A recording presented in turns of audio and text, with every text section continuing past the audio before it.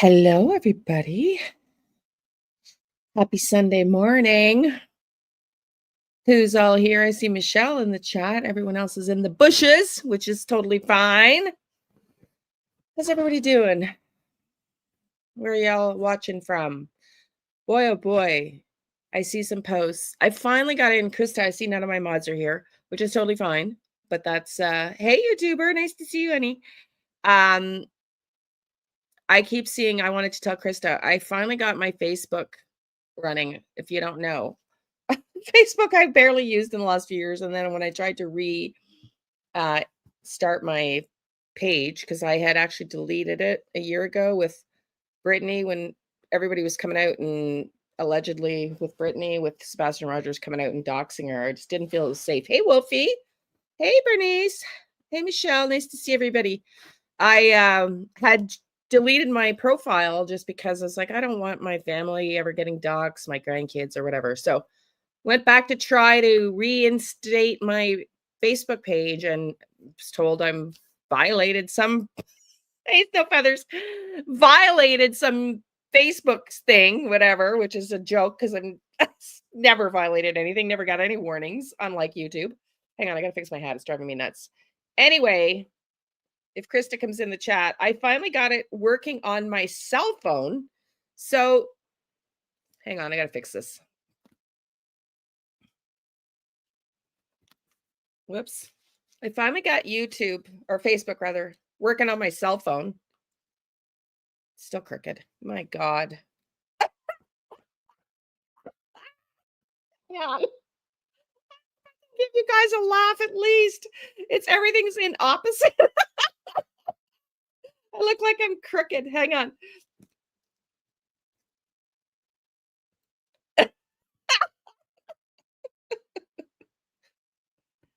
Oh my God. Okay. The technology piece. Anyway. So I finally got Facebook so I can get on with my phone only. So I will be creating once I can figure out only with my phone. I cannot get on my laptop. I have been blocked with my laptop. So it just goes to show it's an IP thing, right? Because it's clearly connecting to my laptop saying I violated, but I can get on with my cell phone. I'm on with my cell phone finally. So we are going to create an MMO group. So keep posted. I'll keep you posted on that. And I am going to likely this week, weekends are done a little bit different, the timing, but I am going to do 2 lives a day. I'm going to do Sebastian Rogers. Welcome in, Laurel. Nice to see you. Today we're talking Jack and Lilly and only Jack and Lilly. But I am going to start going back and I'm going to do 2 lives a day in the next few days once my book's totally uploaded and done, which is very close to happening. I'm going to do 2 lives a day. May even start tomorrow. One on Sebastian Rogers at 11 a.m. Eastern daily, Monday through Friday. And Jack and Lilly, 2 p.m. Eastern, Monday through Friday. So we're going to do 2 a day. And I'm going to stay consistent with those times. So that's going to be it. Weekends will be different. But let's talk today. I want to talk about a couple things. Thank you, Barb. I don't see Barb in here, but she sent me, when you guys send me stuff, I think it's so helpful. So thank you, because I cannot have eyes everywhere. There's too many TikToks and Facebooks and YouTube accounts to keep up to date with everything all the time. So I really appreciate when you guys send me stuff. So today we're going to talk about 2 new things in the Jack and Lilly, and then we're going to also go back and listen to, I have been very, how do I say this? Pretty sure, in my opinion, it's just my opinion, that the kids didn't just walk out the back door. And I know, did you happen to watch Clutch and Pearl's new into? No, Laura, what happened? We can go and watch that because here's the thing. What I want to say is I've tried to watch DT. I really respect all creators. Let me just say that out there. I really respect all creators, except for the ones that are drama focused and shit talking other creators. But DT, I've been hard on him. Not to be critical, I just when I listen to him, it's almost like irritating me because it's like chalk on a board. Like it's just like I'm like my sensory body is like, ugh, like so we're gonna try today, unless we decide to change veins here. Hey Anne, nice to see you, honey. Our mods aren't here yet. I've got no mods in the chat.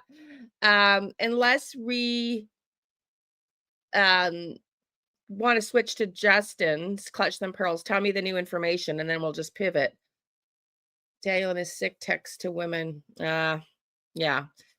And that's the part, I guess, Laurel, that kind of like, it kind of confirms, if you will, doesn't confirm. It just, I don't understand. So what I thought we would do today is Daphne was on DT's last night. And I want to listen to DT's perspective on, hey, Hope, there you are, honey. Nice to see you. You're just watching Justin. Yeah. So Daphne was on DT's last night. We can do, hey, Donna, nice to see you, ladies. Sorry. I was just telling Donna, maybe you and I can jump on later today, or Hope, or whoever of the mods has time. But I was just telling everybody, I'm going to probably starting tomorrow. Actually, it won't be tomorrow because my grandson's sleeping over. It'll be probably Tuesday. Hope. Is it your birthday? It's my birthday. You're Saggy too? Are you a Saggy too? I love it. I love it. Happy birthday. We're going to sing happy birthday if you stay on long enough.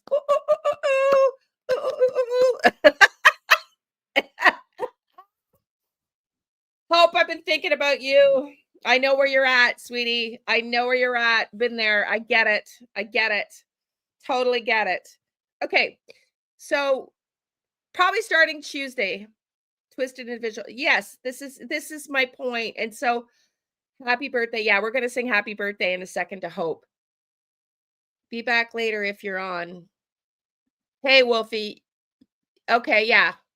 Tell Wolfie, if you're going to go see Shenanigans, go say hi to her. Love, love, love, love, love her. Cry.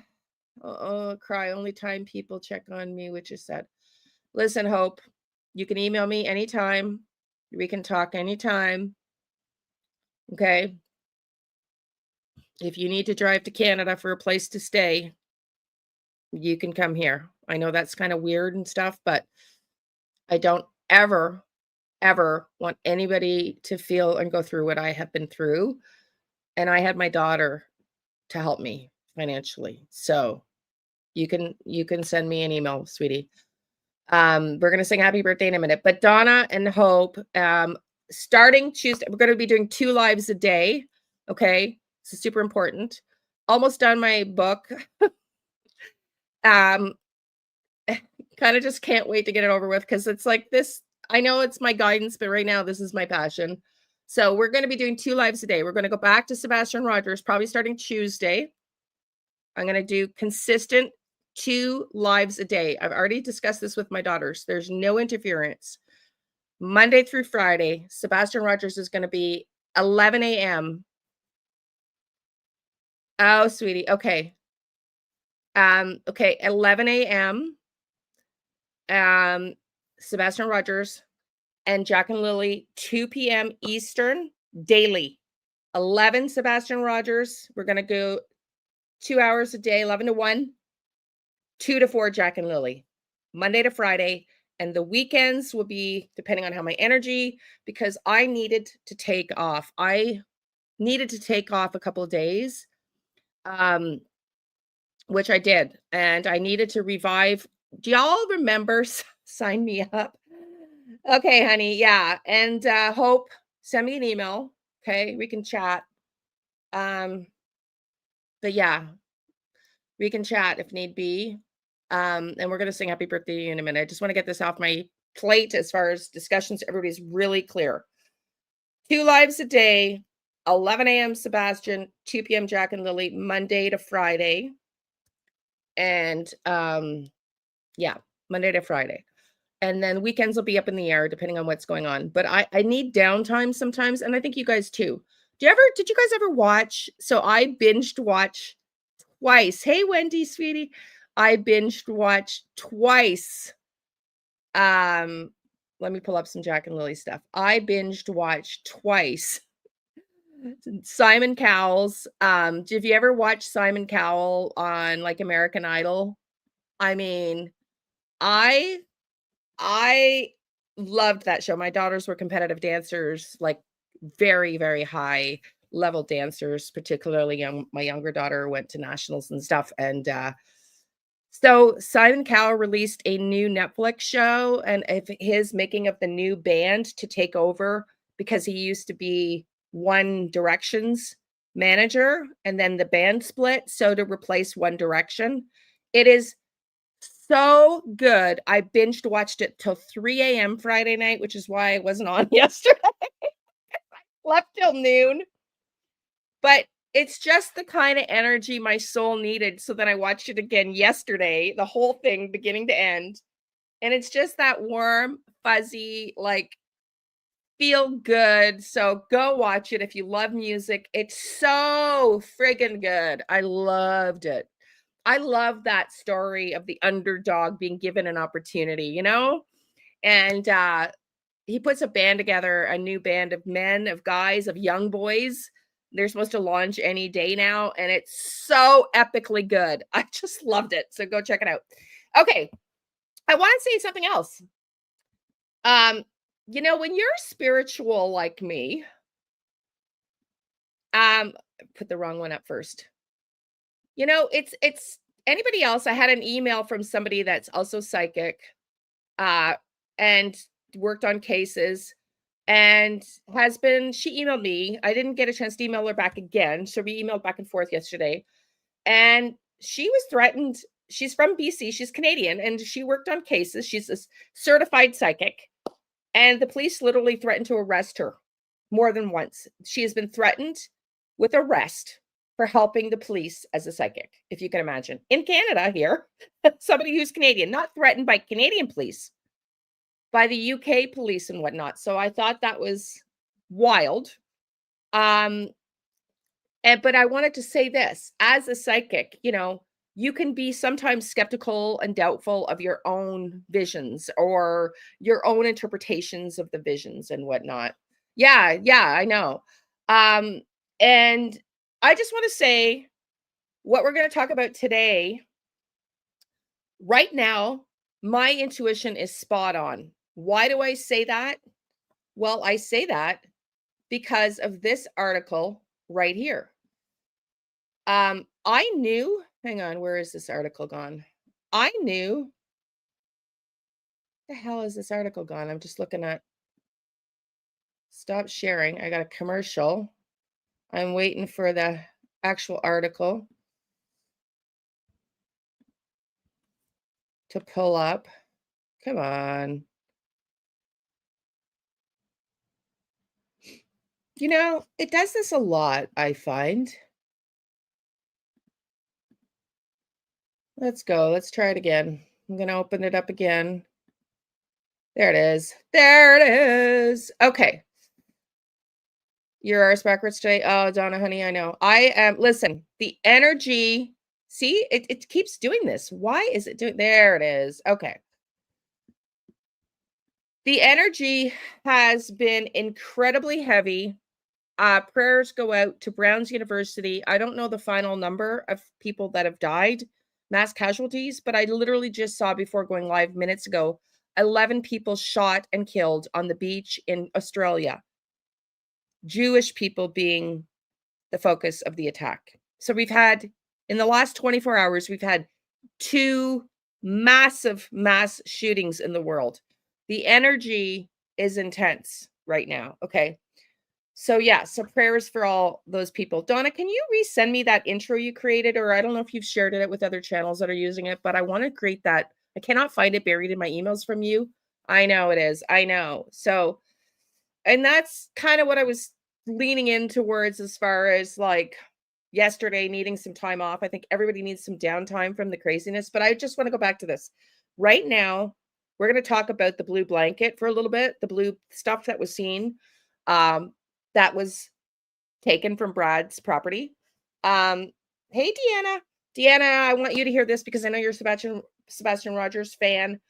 I will be starting probably Tuesday, a daily live Monday to Friday on Sebastian Rogers, 11 a.m. Eastern, Jack and Lilly, 2 p.m. Eastern, daily.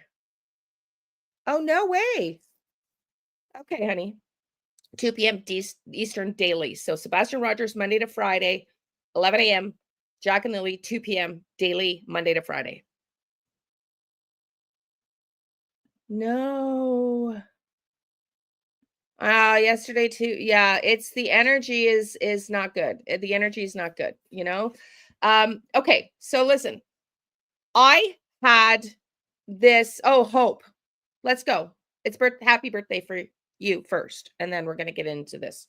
So everybody can put your happy birthday songs on, your voices on, and sing with me in the background. We gotta get Kitty up here because she's actually got a voice. For Hope, because it's Hope's birthday. Laurel, I don't sing well, honey, so plug your ears. Okay, Hope. Happy birthday to you. Happy birthday to you. Happy birthday, dear Hope. Happy birthday to you. That was a really bad. Oh, that was really bad. But I hope that I hope the sentiment and the thought is more important than how bad my voice is. Hopi, honey, your fellow Saggy. I get you. I totally get you. So I knew this was coming. Ashley Banfield's leaving News Nation, and I knew it was coming. I sensed it. I picked up on it 2 weeks ago. 2 weeks ago. I freaking knew it. I should have said something, but I knew it. I didn't realize how much I had in common with Ashley Banfield. I absolutely love her. I know some people don't. I absolutely love her. I didn't know she was Canadian. She is only 1 year older than me. Her birthday is December 29th. I'm the 8th. And she's 1 year older and she's Canadian. And she went to Queen's University, the rival to Western, at the same time I was at Western. It's wild. Wild, wild, wild. And they're rivals and they're literally only like 3 hours away from each other. So I find it interesting. So she's leaving News Nation. And the reason I bring that up is because I freaking knew it was happening. In fact, I thought maybe her and Brian Enton might leave together. But I had this feeling she's leaving. She's going to do the podcast thing. I could just tell. Could anybody else pick up on that energy? And then yesterday, it is a small world, you know? I had no idea. Did you know she was Canadian? So I'm just telling you that because my spidey sense, yeah, I was actually offered an opportunity to go to Western. Yeah, exactly. Yeah, exactly. Yeah, except the weird thing is it's Law and Crime who picked her up for it's the Law and Crime Network who picked her up for podcasting. Ashley Banfield to exit News Nation primetime in favor of podcasting. Will exit News Nation's primetime lineup in favor of focusing on her own true crime podcast. The Next Star-backed media outlet announced Friday she will remain as a contributor to the network and also a true crime digital vertical. Under a new partnership from Banfield's podcast, Drop Dead Serious with Ashley Banfield, will be made available on News Nation. Banfield has posted an hour on News Nation at 10 p.m. weekdays since 2021. Her last linear telecast will take place in January. The network will rely on rotating a series of anchors to fill the time period for the immediate future. She is truly one of the best at what she does. Her storytelling and credibility make her the perfect partner as we build a digital destination for true crime fans while keeping her voice central to our on-air coverage. Michael Corn, president of programming and specials, said in a statement. I just want to read. The network also features Chris Cuomo. See, I didn't realize she knew Chris from CNN. But anyways, somewhere, Banfield is the latest of the News Nation's best-known personalities to test our new relationships with the outlet as the prospects of fortunes tied to personal digital projects beckon. Dan Abrams, one of the first major names to join the network's lineup, left in early 2025. I knew he left. Anyways, all that to say, there is apparently it's the Law and Crime Network who are supporting her. Now, I don't know if that was a misinformation or whatnot. Um, I like Elizabeth Vargas. Yeah, exactly. Um, so I just thought it was interesting because I'm going to say something now that goes against everything I've said prior. But I just have a weird feeling about this next article, okay? So we're going to talk about it with Jack and Lily. I don't know why I'm getting a weird feeling on this, but I am. Um and so I haven't dove in yet as to why I'm getting this feeling, but is this related to Jack and Lily? Okay. This is the actual band that Malaya is living with. Okay. This is her clan. This is Malaya Brooks Murray's actual tribe where she's living in Nova Scotia. And the premier of Canada, Tim Houston, was set to visit. This was published December 10th and was told no by the band's head band or chief, I guess. Sipaniki Katic. I don't know how to pronounce it, so my apologies. Okay, my sincere apologies. He was said to visit and has been told not to come. And I just cannot help but feel this is related to Jack and Lily. I don't know why.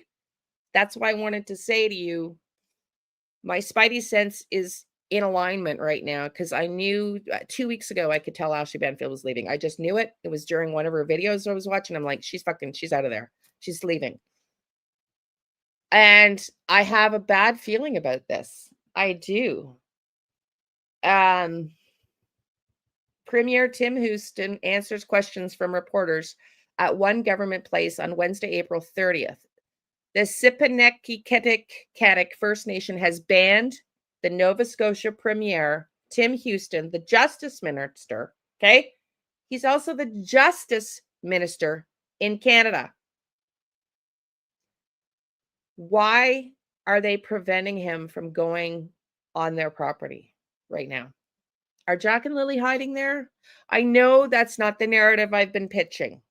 I understand that's not the narrative I've been pitching. And it sounds wackadoodle. But somebody posted when the kids went missing that they had a bus and people from the res were going to help search and Michelle wouldn't allow it. I'm not sure there's truth to that. I'm not sure. But the First Nations has banned the Nova Scotia Premier Tim Houston, who's the Justice Minister, and the Attorney General Scott Armstrong. Okay, these are the people that I sent my email to about my dad. Right, this is the Attorney General's office and the Justice Minister of Canada. I know it's a whole wackadoodle. I'm telling you, my gut is telling me there's more to this. And that's why I wanted to bring up the Ashley Banfield thing. I should have said it 2 weeks ago when I felt it, especially a week ago. And I'm like, Ashley's leaving. I knew it because I knew it. I could tell 1,000%. In fact, I thought her and Brian Enton might go out on their own together, the two of them. And I wouldn't be surprised if that's the next. Let's just see if that's the next announcement that Brian's leaving too. Okay. Brian Enton, man, that guy got like in a month, he's like, in 3 months since this podcast started, it's like 300,000 subscribers almost. Like the guy's so well loved and respected. They don't need freaking News Nation. Truthfully, they don't. I'm sorry, they don't. It's probably more money for them, but they don't need it, you know? I know. So I wanted to talk about this because, and then we're going to go listen to DT. Because I just find the timing of this coming out, very interesting. Okay. This posted December 10th, 4 days ago. So apparently she's banned from all banned lands. They are considered as quoting undesirables, citing concerns for safety and a breakdown in government relationships. Issued Tuesday, the Band Council resolution states that trespassing by the Premier or one of the named ministries could carry a $50,000 fine. Spinnakinakitik, sorry, I'm so sorry. I still don't know how to pronounce that. Chief Michelle Glasgow said the decision reflects growing concerns over the province's lack of engagement and increasing legal pressures on the First Nation communities.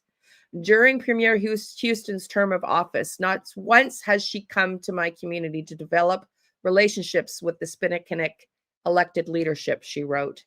She argued, not once has he come, rather. She argued that the province, okay, but he's trying to do that now. And I don't know enough to even talk intelligently about the nation's rights. You know, he has banned because he's trying to shut down their businesses. I get it. But here's the thing. If he's going to talk now, that's the only way forward is to talk. So I don't know. It seems, I don't know. I could be completely wrong. I could be completely wrong. It's just, what are the odds? I'm not sure I believe, Kimberly, we're in the middle of reading it now. So you can go F off because I'm just reading and learning about it now, biatch.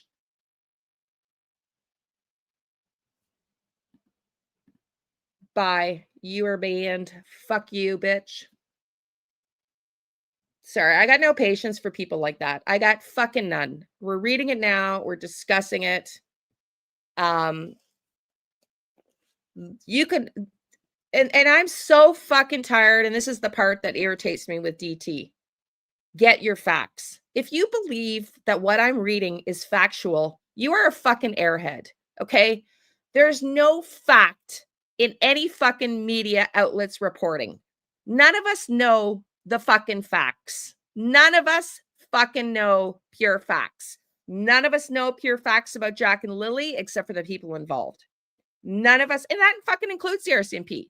None of us know pure facts about what's really going on with the fucking reserve and the native lands. If you think the article is facts, you're a fucking airhead. Sorry, that's the reality. If you think reading the mainstream media, and that's what bugs me about DT. Sorry, I'm just saying, I don't like people that are naive to think that the propaganda in Canada, I'm Canadian to the biatch that's calling me know my facts. The propaganda in Canada media engine is not to fucking be trusted. Period. Point fucking blank. And if you think everything, yeah, always he has, but we had no idea at the time. Yeah. So if you think that everything you read is factual, which is my point with DT, just because Daniel said it doesn't mean it's fact. You know, I'm trying to create a group of people who aren't sheep, who aren't running with the pack. Yes, exactly, Laurel. Who aren't running with the pack and believe everything they fucking read. Okay. All you need to do is go watch the behavior panel. Okay. And go listen to the PSYOPs and go watch the CIA videos about what's really going on. If you think the governments, the institutions, including the media, including the RCMP, are honest and transparent with the public, you are a dumbass in this day and age. I'm sorry, that's my feeling. We have to get our shit together and start to think more intelligently. You have to start thinking more intelligently. Stop believing the bullshit that the media prints, especially in Canada. The media in Canada is the more scrutinized media of probably most media outlets in the world about what they're allowed to say, not allowed to say, what narrative they push, what they don't push. So it's absolute bullshit if you think that just because what's printed here is factual. I'm sorry. If you're a bunch of sheep who can't think for yourself, then you don't belong here. Okay. I will never, ever believe what the RCMP tell me about this case. I will never believe what the media prints in this country, period. I'm going to think from myself. And I'd like you guys to as well. Doesn't mean we have to agree. It just means stop being so naive to think this is my issue. This is my message to DT, that Daniel Martel is honest, that Brad Wong is honest. How do we fucking know? How do we fucking know? Tell me, how do we know?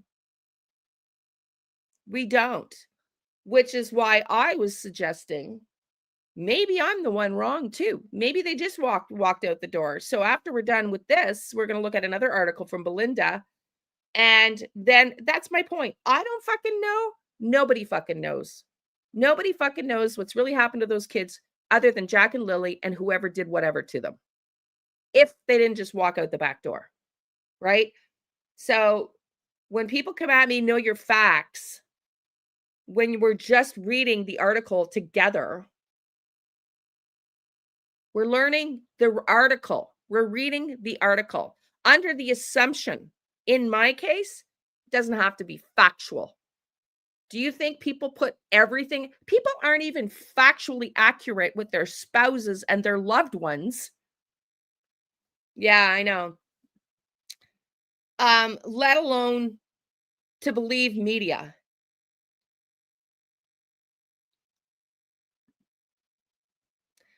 Yeah.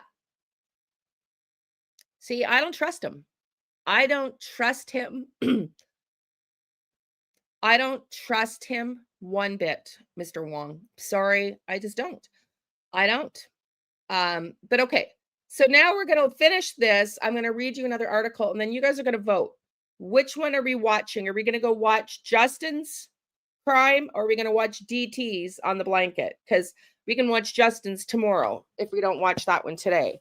Because I'm trying to do my best to be open-minded and to think critically.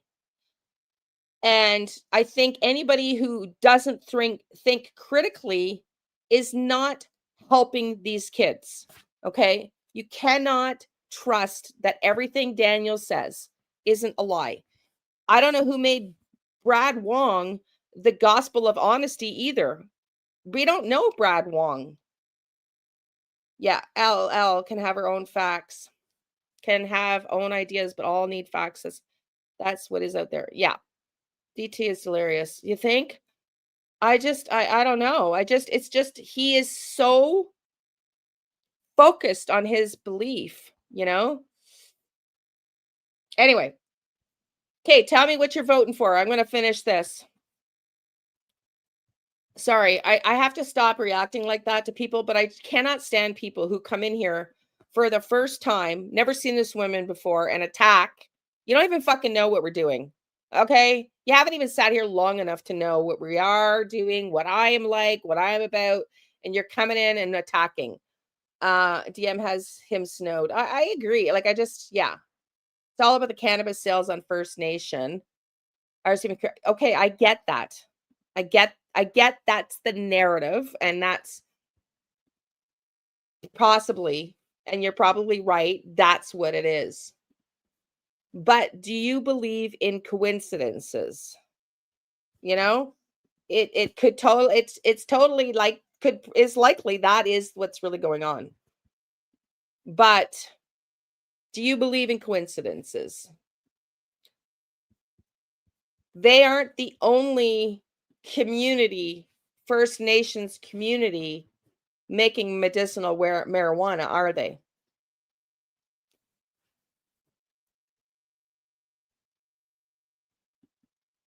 Certainly don't want to, Laurel, same. I certainly don't want to excuse people, but it bothers me from Pictou County and knowing about certain people that act like such great people. Yeah. So what do you think? Okay. So beautiful Rose, what do you think about, see, that's my thing.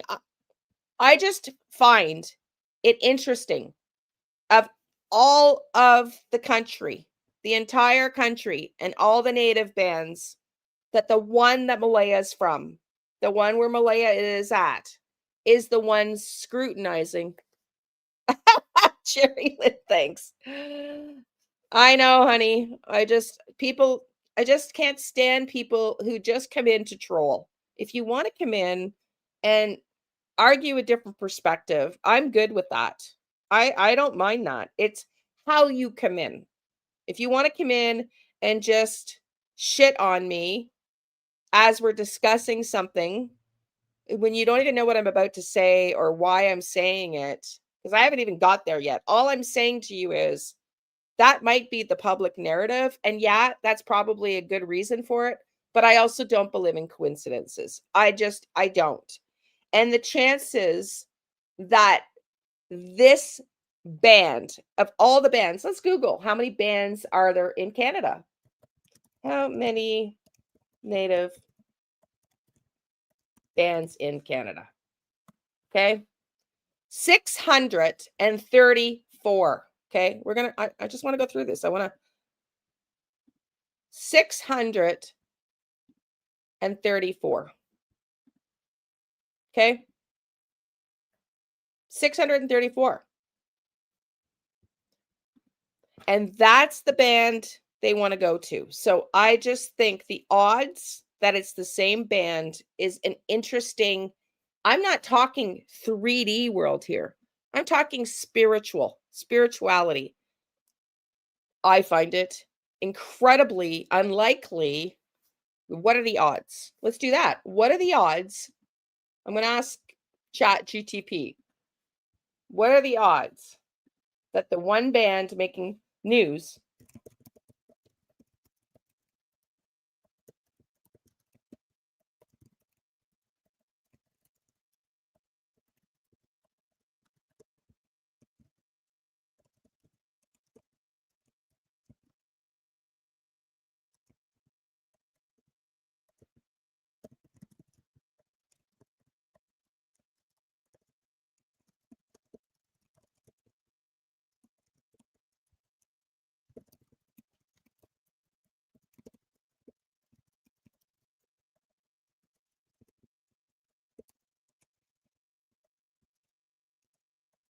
sorry.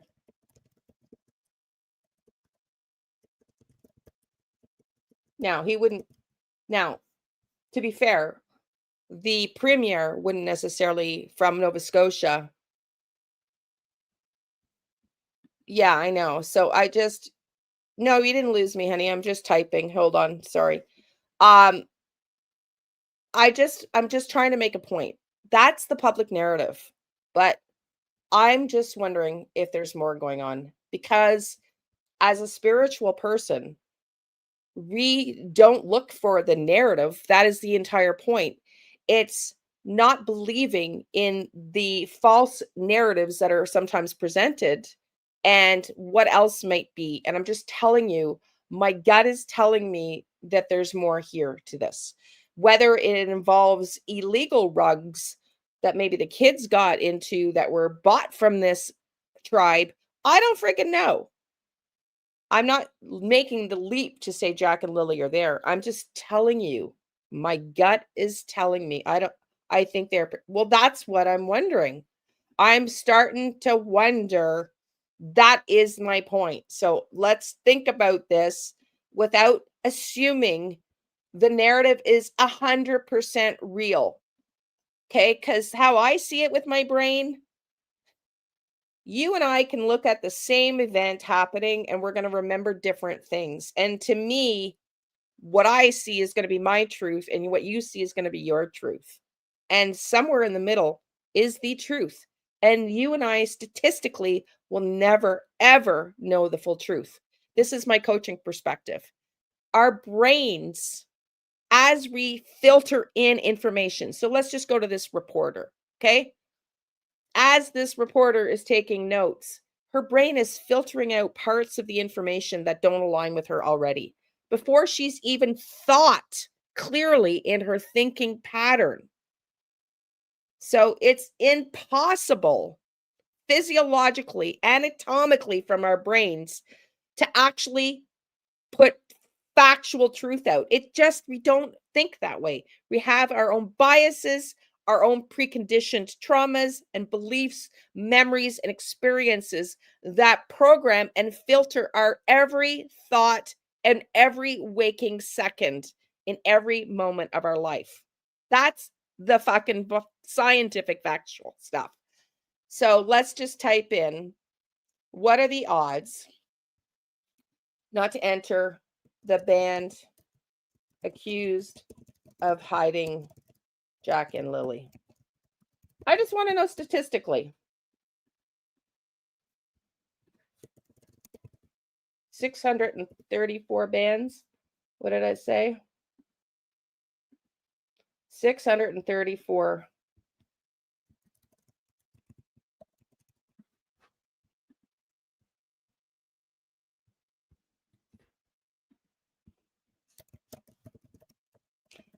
native bands. So let's just go back there.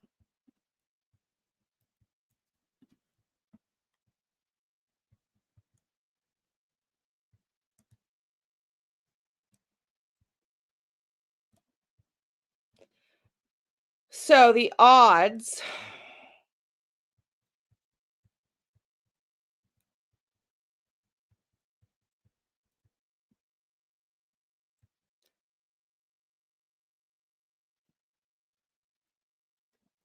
okay, the answer to my question.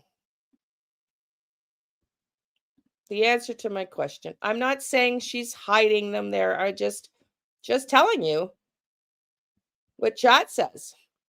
The answer to your question, the odds that the single band making unrelated news items is the same band associated with Malaya Brooks Murray, and the claim that Jack and Lilly being with them or that they are blocking a premiere are effectively zero in terms of factual reporting. There are no credible reports linking any band to the disappearance or search effort. Okay, there are no news that a band is accusing of hiding the children. No, it's not in the news. But 1 in 634. So that would simply simplify things to no one is saying First Nations doing anything nefarious, but she could definitely recuse herself. It's unethical. Well, it's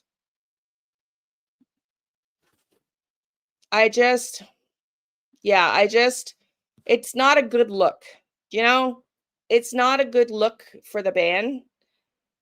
And it tells me something about the leader.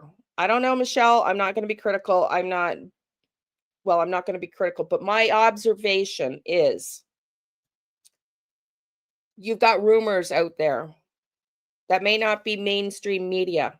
There's another point of my mainstream media, chats, GTPs. Well, it can't be factual because mainstream media isn't reporting it. Well, we already know. We've already know the accusations are there. We don't need mainstream media. We know because of our experience in this case to tell us. But chat's limitation is can't even answer the question because mainstream media. That ought to tell you where chat GTP is going. Okay? Right? It's going to push the same narratives. So all I'm saying is the odds that this are happening are low. And I think it's a strategic mistake for Michelle to come out and do this right now because it doesn't look good.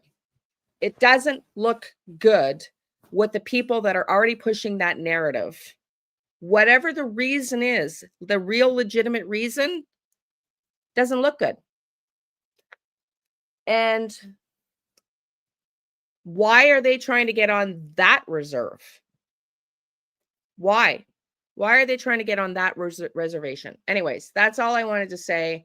To me, I just think this is more complicated and it makes it look more complicated. I'm talking about she shouldn't be the criminal lawyer. Oh, Glasgow's not the criminal lawyer. Glasgow is not the criminal lawyer for Malaya. Oh, she is the criminal lawyer. Oh, I'm sorry. Is she the lawyer? Is she the lawyer? I didn't know she was a lawyer for Malaya. Hey, Krista. Is she the lawyer for Malaya?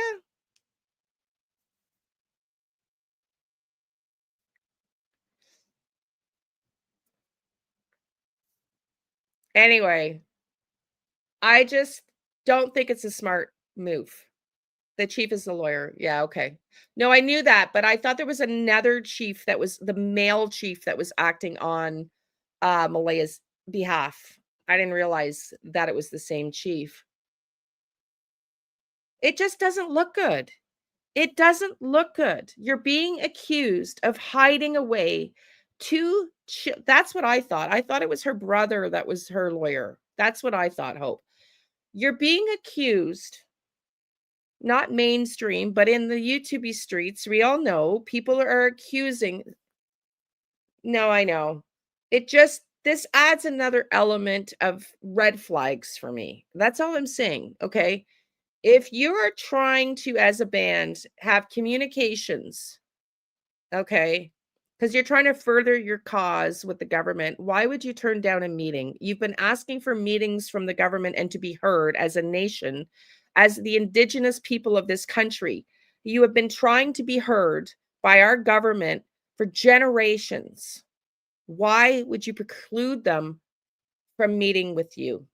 Unless you're up to something that isn't going to bode well if they come and visit. And I'm not saying it's necessarily the kids hiding.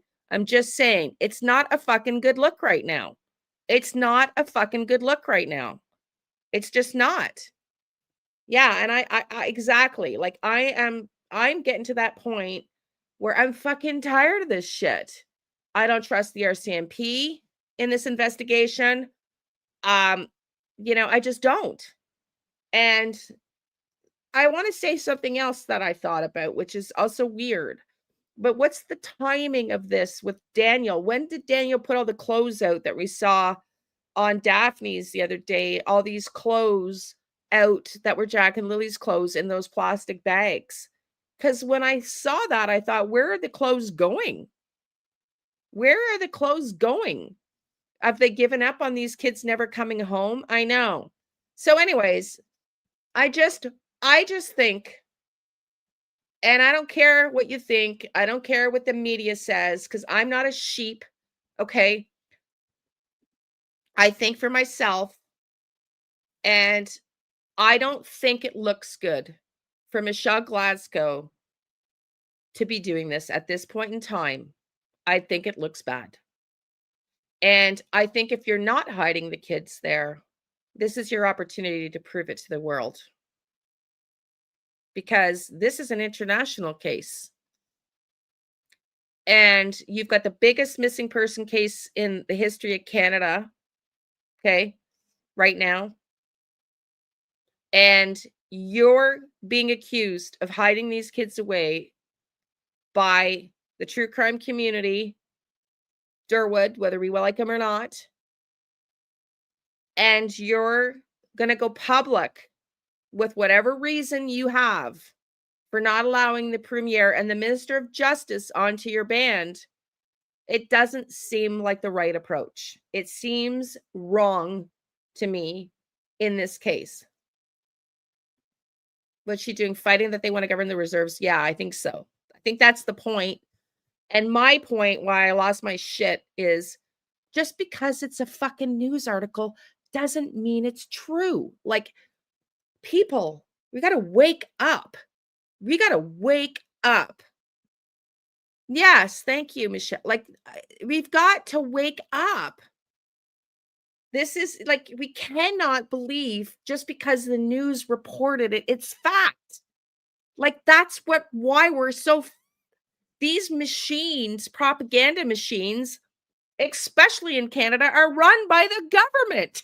Like, who pays them to run? The CBC is $1 billion entity that the government pays to report the government's viewpoint only. Let's be clear. Yes. Oh, I get it. I get it. I get it. But if you're trying to come to an agreement and you're also the focus of the biggest missing person case in Canada, where people are talking that you might be hiding these kids on your lands, it doesn't freaking look good. It looks horrible. And I just think she should change her approach. Bands and tribes and the native people have been trying to get the government to give them more justice and to allow them to run in sovereignty for generations and to stonewall discussions when you're accused of hiding the 2 kids that are missing in the biggest missing true crime community case in this country for years, it's a bad look. All I'm saying, and I just question her right now because up until now, I've thought there's no possible way the band would intelligently do this, that they would be hiding the kids. We would have learnt about it by now. You know, it's not a smart move. They wouldn't take it upon themselves to put themselves out there to risk. I know, Michelle. But I know, sweetie, I know. She did this to distract me. I don't know. I don't know what she's doing.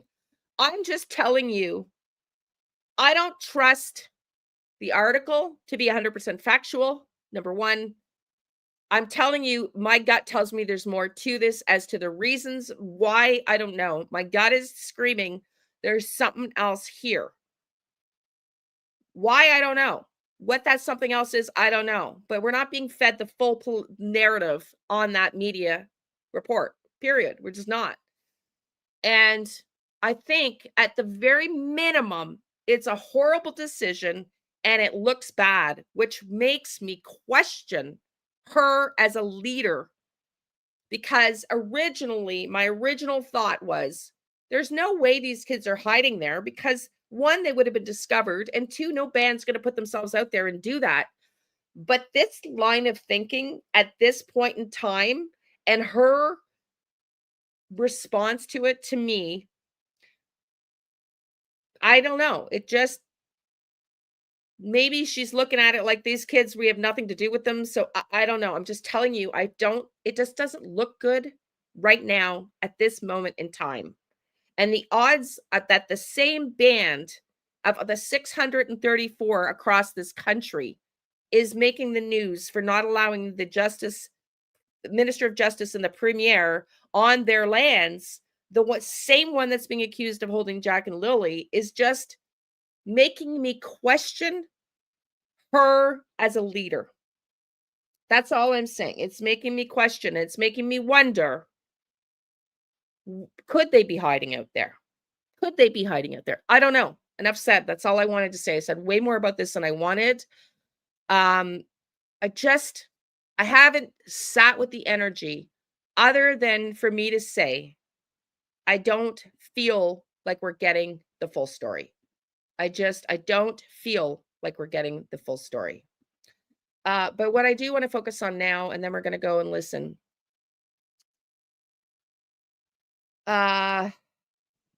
Whispering, good call. It's called some attack on Indigenous women's terms too. They must be. So tell me now. I want to see this too because I'm really glad that Belinda brought this out. This just came out yesterday. Hold on, I want to read your. Liane could be chalked up to lack of experience or she looks really young. I don't know, honey. I don't know what she looks like. I just think it looks bad. It just looks bad. Like, end the fucking rumors that you're holding out these kids. Let the minister come. Show everybody that you are willing to negotiate and talk. It's just a bad look. And it makes me question her as a leader. That's it. I mean, that's truthfully makes me question her decision, which also makes me wonder if my original premise of the kids can't be there because they would never hide them might be a little bit flawed. Maybe they would hide them because now I'm wondering about her capacity as a leader. I just think it looks so fucking bad I just think it looks really bad right now to take this approach. It's not like you're out west and this is a different band. It's the exact band that Malaya is living on right now. And it just looks bad.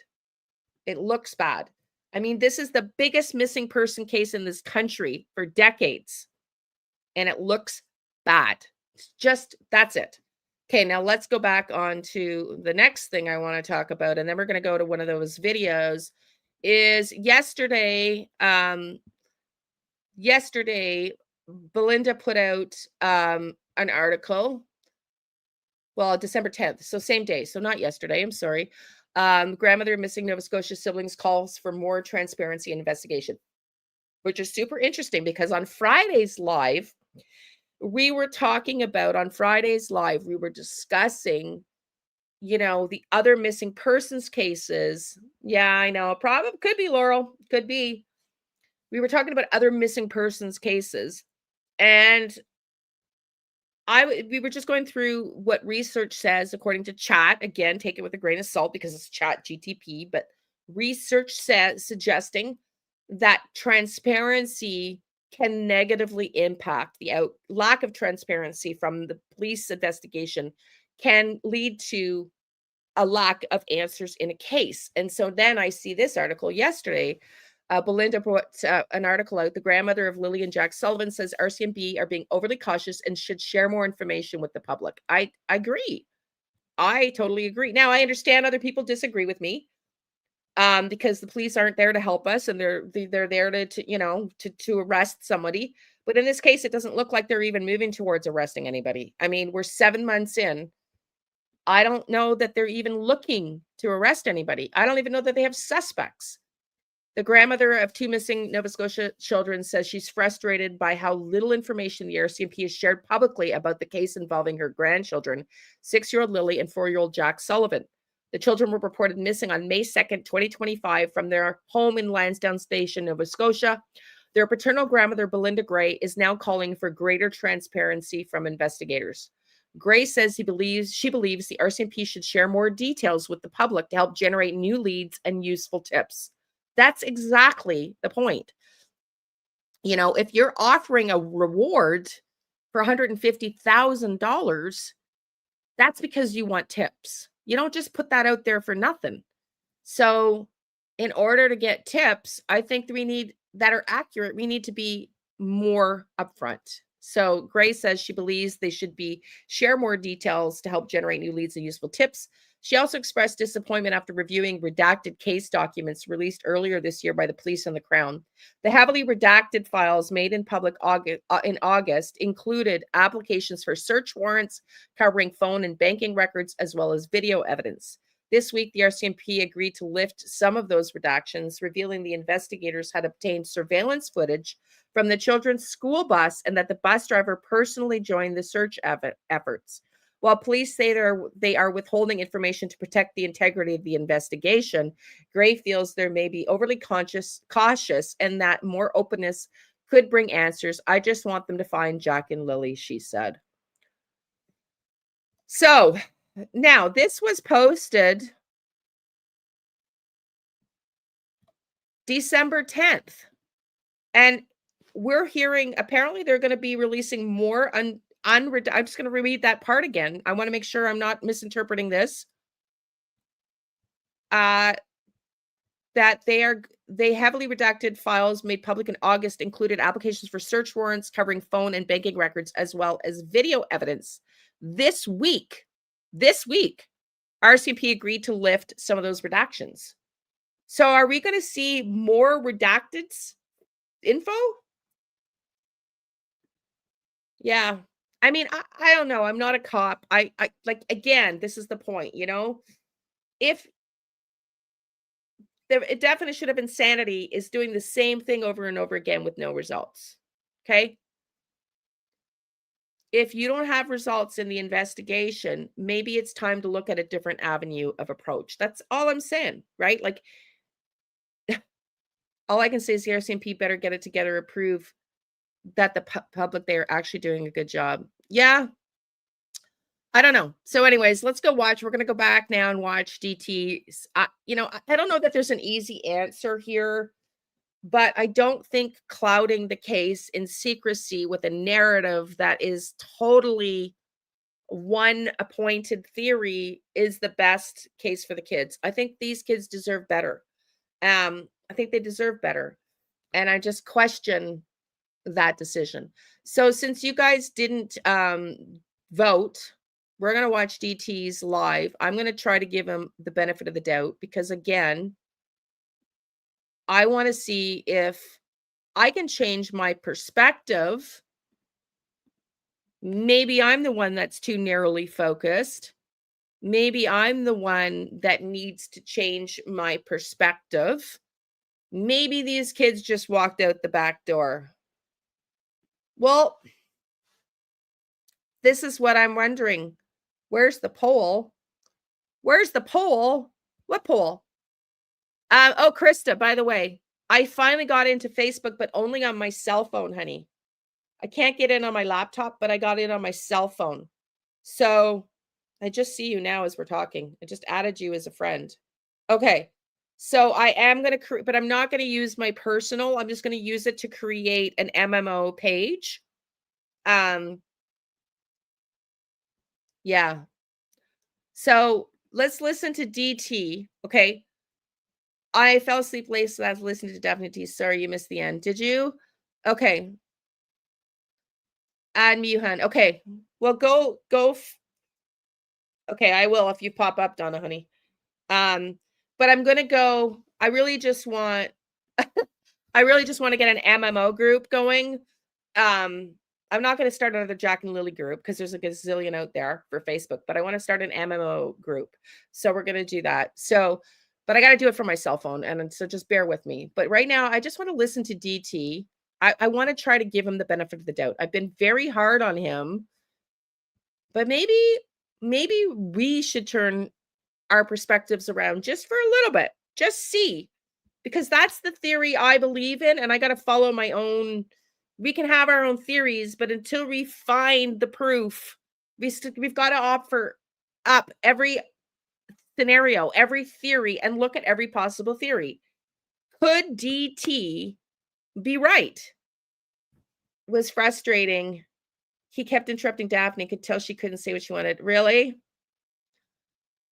Okay, so we're gonna watch a little bit of it. Are you guys gonna find it frustrating? Because I'm trying. I literally am so trying to give him the benefit of the doubt. I really am. He could be, but he's so linear in his thinking. But then I thought, okay, he's triggering me. Maybe he's right.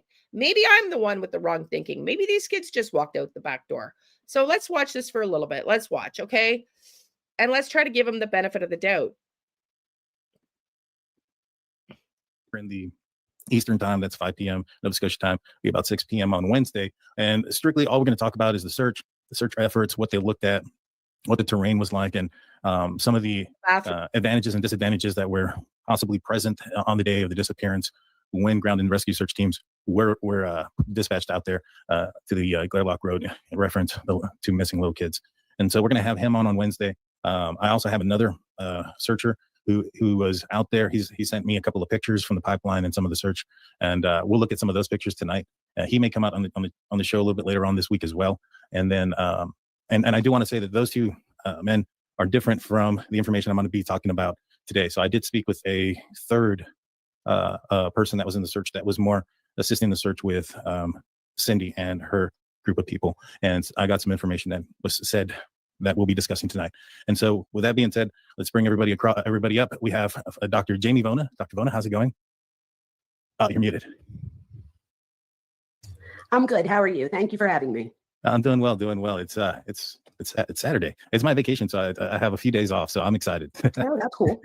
And so welcome. Thank you for joining us again. And we also have Daphne from Daphne's Case Files. What's going on? How's it going? Good. How are you doing? Thank you for having me. Good to see you, Dr. B. Good to see you too, Daph. Doing well.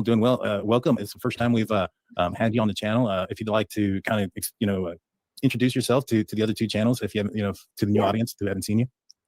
Hi, everybody. If you don't know my channel, I do missing children's cases, and currently have been following Jack and Lily since day one. I also do all sorts of cases. Sebastian Rogers. I'm sure you've heard of missing teen Sebastian Rogers. Mm-hmm. Summer Wells. We do a lot of different kinds of cases. Kind of like DT and Dr. B. That's awesome. Go check her out. I believe I put all the links in the description. If not, I'll put them in. And mods, if you don't mind, on my channel, put the links in their description. I put the links in the live chat, so those that are watching can follow. And so here with my mods. And so let's start off first with the. Where do you guys want to start off? You want to start off with the blue blanket thing that's gone around? Yes. All right. So I was talking to some folks. Now, let me backtrack. So a few weeks ago or months ago, when the article that came out where the RCMP disputed what Bradley Wong and Justin Smith said, basically saying that they went through the surveillance tapes and what they were saying wasn't true. Now, I don't necessarily mean or think that means that Bradley Wong and Justin Smith were lying. I just think that they could have been inaccurate. Maybe they did see something, it just maybe wasn't that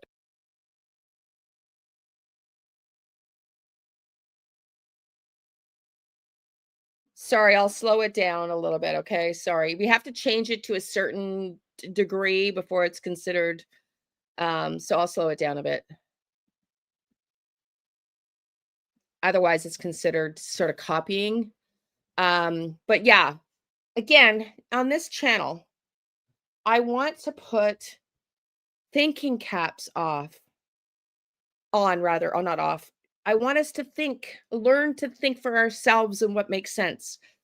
Not be like the police, trusting the parents in this case.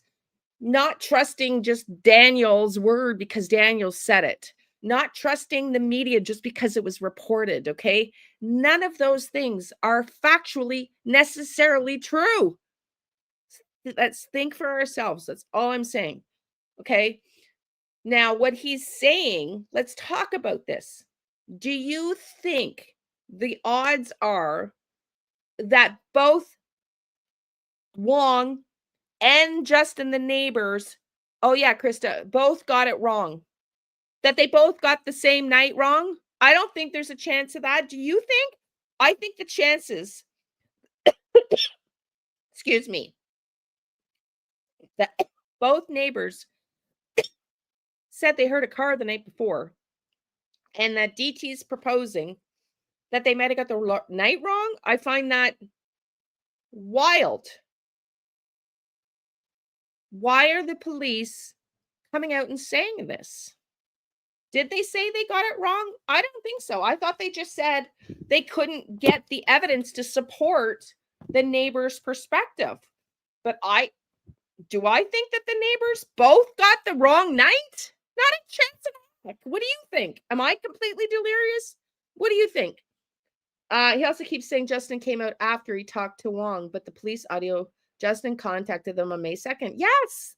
Everybody keeps saying it's, oh yeah, Krista, everybody keeps saying it's like they waited so long. They didn't wait so long. We've covered this before. They both came out in May with their statements. By the way, also, Krista, starting probably Tuesday, because my grandson's coming over later today for a sleepover, I'm going to be doing 2 lives a day. I know you won't be able to join both of them, but I'm going to be doing Sebastian Rogers at 11 a.m. daily and Jack and Lilly at 2 p.m. This is Eastern daily, Monday to Friday, and weekends will be up to the air depending on what's going on with family and my energy. But probably we'll do weekends too. Happened on Thursday. Jamie's story continues to change. Malaya Brooks was too tired to do anything. Can't remember if the kids came or not. Couldn't even put them in pajamas. Friday's events are yeah. I don't understand. Okay. I think they got the right day. Yeah. Okay, honey. Yeah.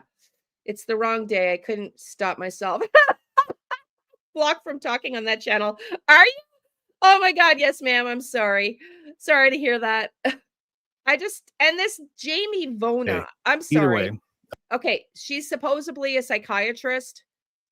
I don't know. She doesn't know anything about the case, but she allows DT. It's like, I want somebody coming up here. If I bring a panelist in like Shenanigans did the other day, I don't need her to agree with me on everything. I don't need her to agree. This woman, this doctor, I don't know what her point is, but all she ever does is lift DT up and substantiate him. She never thinks for herself. And I'm like, you're a medical psychiatrist or therapist or whatever? Like, hello, challenge him. Be a doctor. Challenge his way of thinking. For the love of God. It's like, I mean, if I went in there, if DT wanted to come on my live, I'm going to say to him, prove to me why you think they walked out the back door. I want you to prove me wrong in my thinking. You know, like, let's debate it. Because how are we going to find these kids when we're all following? Oh, I don't want to piss off Daniel because, you know, like, she does challenge him a bit on this one. Does she? Okay. Yeah. Yeah. Okay, good. Well, it's good to see because I haven't listened to all of it. I tried to listen to some of it. Let's listen. When that dispute came out, I talked about it, and Mr. Wong I think he was actually in the live chat. And I mentioned something to the effect that there's only a few people that are friends with him. And one of those persons was John Henry Wilson, I believe is his name. Now, why this is important is John Henry Wilson is a friend of Bradley Wong's. John Henry Wilson's sister is married to the bus driver, which is, from what I understand, where the items were found. And so if I had to take a guess, if I had to take a major guess, wouldn't be surprised if this was just used to as some sort of protection of an item. Let's just say he picked up something from Brad, used it to protect his seats. Maybe it was a car part. I think Brad Wong works on cars, and it somehow ended up at his sister's house. You know, I No don't think it was way. planted. You know, a lot of people were looking for a connection. Your connection between the house and Bradley Wong is one of his friends, and that happens to be the sister of, which is his sister, which happens to be the spouse of the bus driver. And so I don't think somebody's going out there planting things. I don't think anybody's going out there trying to make. Oh my God. So okay. How would you explain? See, this is where I'm sorry, he probably would never come back on, because I would say to him, okay, fair enough. You don't think they're planted. Please explain to me how they got 6 kilometers down the road, according to Wong himself, and they looked brand new. They didn't look like they were exposed to the elements. Please explain to me, DT, how that's possible that they weren't sitting out there for months on end, and they admittedly came from Brad's own fire pit by Brad's own admission. They just flew there? The dog took them? The wind took them? What the fuck? How could they not have been planted? Ugh, I don't get it. I don't get it. I don't get his line of thinking. It's so bizarre. Something appear to be something it's not. You know, I think that there's probably some sort of reasonable explanation between Bradley Wong and the property, whether it be because I think there was also another mat that Brad said that it didn't belong to him, and that mat did appear to have some sort of substance. That substance looked to me like it was oil. And so, you know, if he's working on his car, and that's what he claims he was doing the night that he saw Daniel and driving back and forth and things like that, you know, if he got a part or anything like that, I can see how it can lead from one place to another without it having to be some big conspiracy. And so, could it have been planted for some nefarious reason? I guess. I don't think so. I think it was just somehow made it there. And I think for those that were wanting a connection, there's a connection. What do you guys think? You go ahead first if you want. Go ahead, Daphne. Go ahead. You know this case way better than I do. I just think it's ironic that Belinda just came and found it, right? Like, and it was the way it was wrapped was just really odd to me.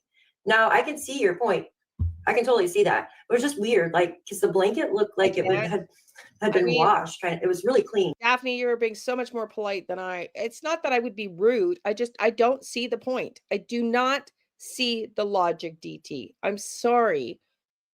These blankets, this bath mat, the towel, and the sweater or t-shirt, whatever it is, it doesn't make sense that it just flew there on its own, looking unweathered months later, and you don't think it was planted there? I don't understand.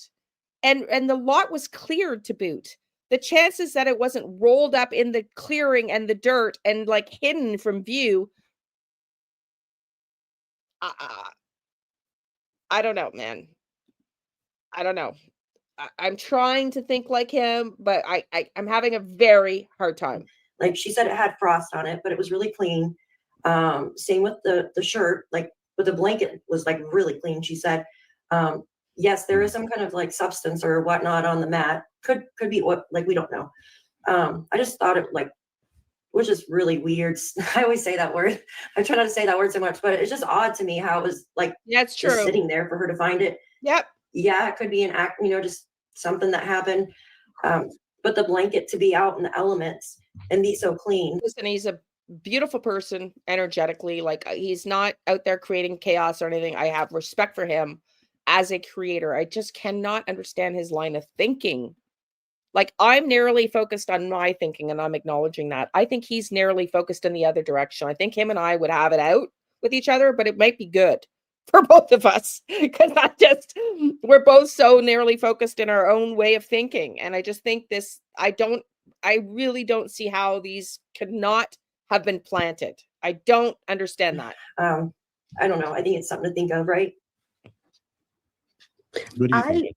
I'm a little bit newer on this case. I think that my whole thing is because I don't really know. So what I would use is what I know from past relevant behavior. And usually for me, I feel like it's usually the thing, it's not usually something that is like planned out type thing usually, but does that mean that it's not here? No. So I don't know that I have, or that we have enough information to really know either way. Like, is there anything in the police documents that helps us make this decision? RCMP said it was irrelevant. See, it's like the RCMP. Well, DT's also not Canadian. So I don't know if he's got this glorified impression of RCMP for those flex saucer where they are. Yeah, I don't know, man. It's just this. Okay. So, I mean, that's why I'm saying it. RCMP said it was irrelevant. You know, God. there was I think an article that came out and spoke about the items that were found, and in that they had reached out and RCMP said they were irrelevant. And so if you have an irrelevant item and you're looking for a connection on how it ends up over there, this guy's buddy's sister is married, you know, that's his buddy's sister's property. And so I think there's a good possibility that that's one easy way that it got there. Now, I know some people are saying that I'm misstating facts.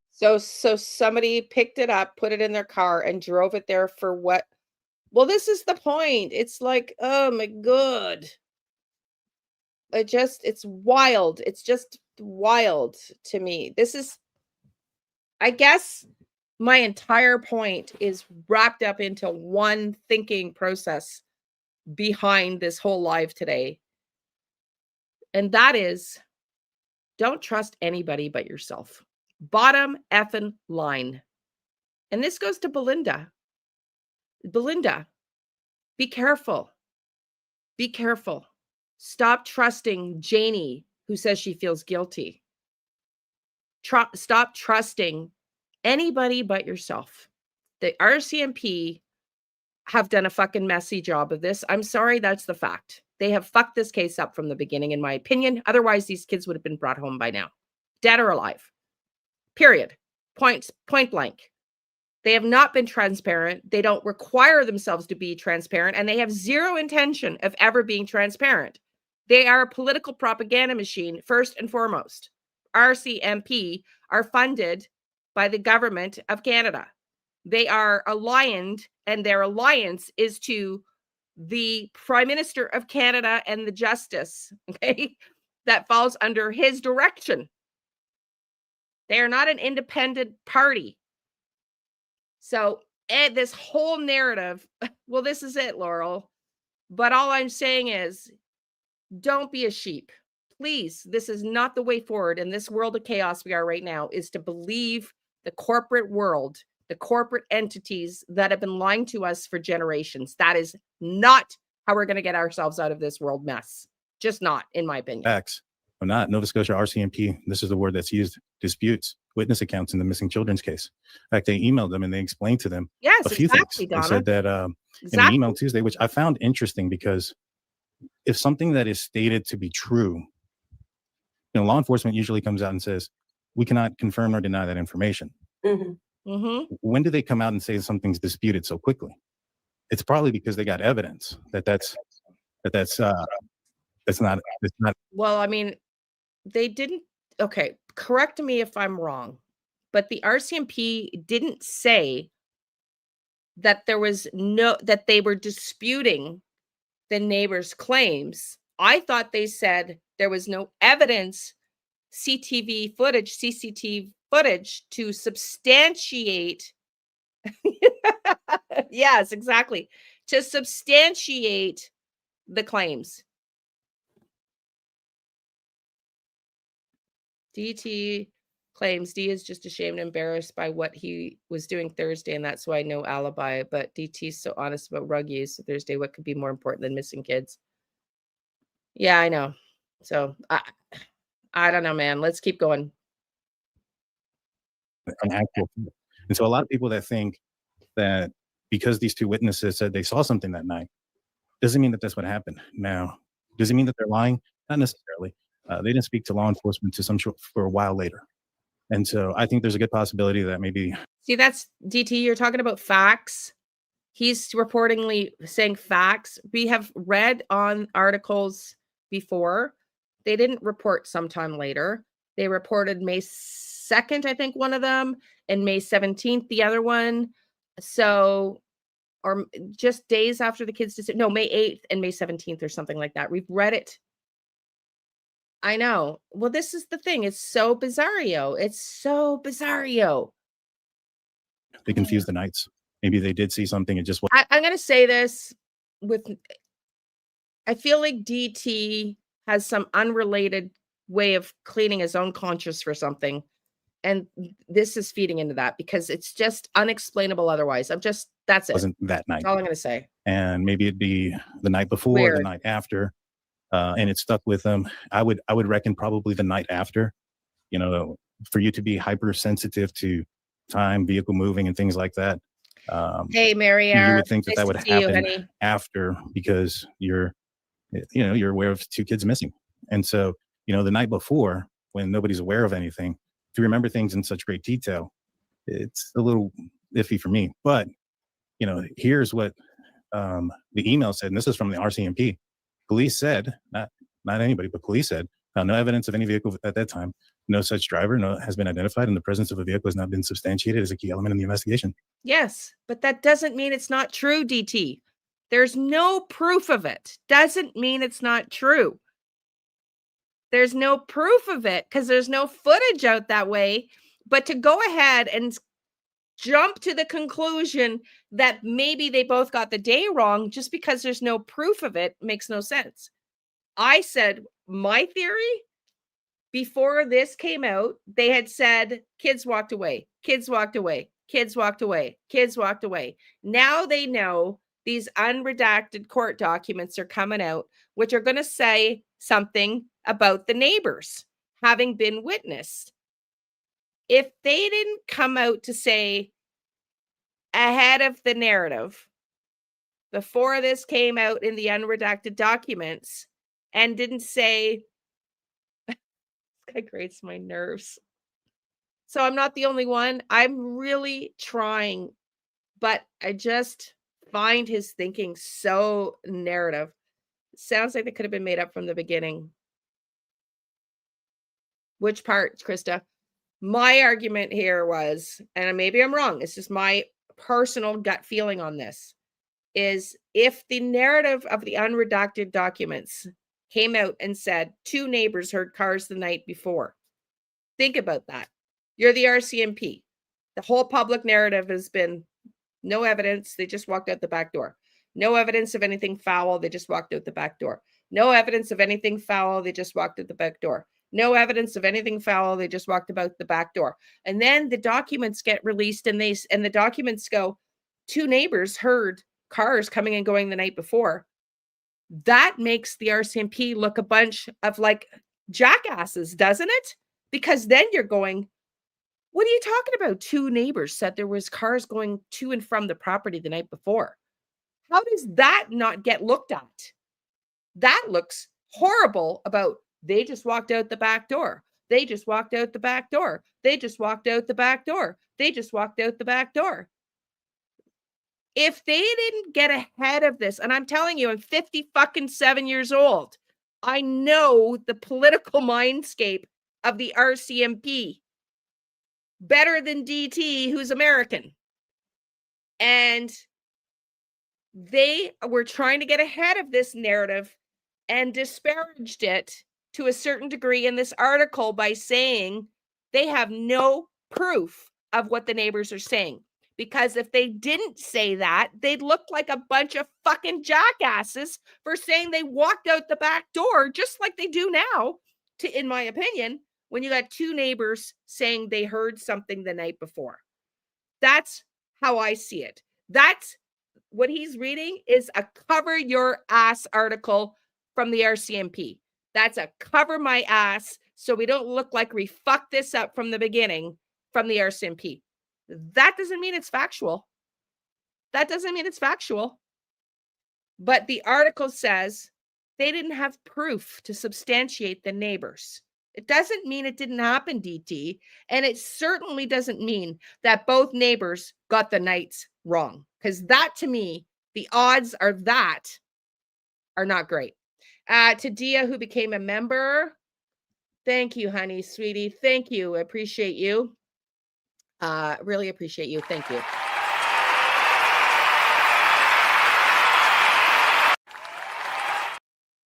Okay, so let's listen in some more. I want to try to, but right here and right now, I would have stopped him and corrected him. They found no evidence of any vehicle activity at the time. The word that he should be zoned in, not no evidence. They don't have CCTV footage out that way. Doesn't mean it didn't happen. It just means there's no evidence to prove it. And so they went back and they actually did surveillance, and they looked through surveillance that they have. Let's see. It says, hold on. So they went back here and they said that they had looked through the surveillance and that there was no presence of a vehicle. Anyway, I have it somewhere here. And what that means is because Brad said that he saw a vehicle with the lights on. Now, there's some cameras nearby on either side. And so for Daniel to have left this place, his cameras may not have captured something during the day, but at night, they may be able to capture the light shining in the distance. And so, like I said, I've never seen a law enforcement agency run out and try to dispute something that they weren't sure of. That doesn't make any sense. Who's Ron? Very rarely do they go out there and say anything, especially if it's just rumor or if it's just if it's unknown. If law enforcement truly did not know. I don't know, DT. I'm going to say this with really as much respect as I can say. You talk like you're an expert on Canadian police and you're American. Okay, sorry, but you're not an American, you're Canadian. So don't talk like you're an expert about Canadian policing. Please. Are they coming out emailing the news media to dispute it? It just doesn't make any sense to me. But some folks seem to think that I mislead information. And clearly I'm not. I don't know. What do you guys think? Yeah, you are. Well, first of all, I don't know. That's not what the article said, DT. That was in the live chat. Okay, if anybody's being disrespectful in my chat, mods, please delete them. Yeah, nobody be rude. Okay, Yes, to thank you. Daphne or Daniel or me for that. Thank you. Okay. This is the thing. There's so many other live chats that people could join if they don't want to be respectful in this one. So that's just how I feel. So I feel like we're all adults. Let's just all people could have different opinions. I think that it's healthy to have a difference of opinion because I think differences of opinion are where we challenge each other. And there's times, Daniel, I'll say to you, and then you'll come back with me with like evidence, and I'm like, oh, okay, like that's good enough for me. Yes, I don't dispute. I just have a hard time with his line of thinking, but I am really going to try to get through this and try to think differently here. So I think it's important to have that, but there's a way to do that without being disrespectful. Correct. Now, Absolutely.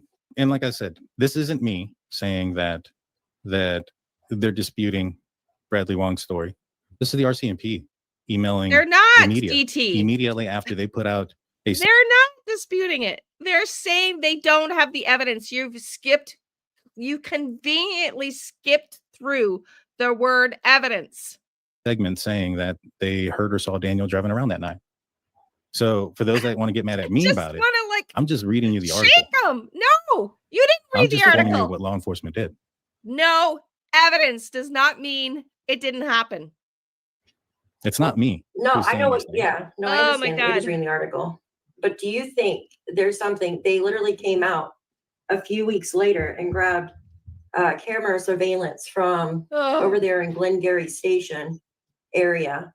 Why would they do that for? What would have ticked them off to do something like that? Like there's nothing. Do we have something that says that? Do we have something that says that actually happened? Yeah. Like, is there documents? Yeah. Look up Melissa Scott. They came out the end of May and they wanted everyone's in that area over off of White. Right. But this article came out in. He's just arguing. This article came out in October. So or it was updated in October. So this is well after that. So even if they went and they took video, that's probably how they were able to come to the determination that the vehicle didn't pass by with what you're saying. If what you're saying is true, that they went and got surveillance. I'm trying. They had the statement. So there's the accusation, and then there's the investigation, and then there's the result. So the accusation was that Daniel was driving. The investigation aspect was that they go out there and they get the cameras and they look. The result is that They didn't see anything. Yeah. it wasn't there. And so this coming out much later. Okay, DT. Okay, DT. I don't know what state you're from in the United States, but this is bumfuck rule Nova Scotia. I don't think they have cameras, CCTV cameras. Not I don't think they have CCT cameras. I don't think they have the cameras that they nowhere ever did the RCMP come out and say that they collected video of that street that says that there were no cars coming forward. All they said is there's no evidence.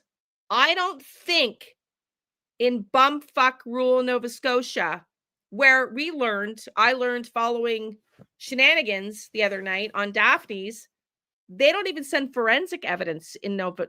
They send it out of province. Okay, this is small bum f rural Canada. This is not New York City, and I really doubt. In fact, I'm going to Google it right now. What are the odds? Well, you know what? We should just even ask Shannon because she's from around there. Are the odds that there is CCT footage? I'm going to type it in right now of Gerlach Road,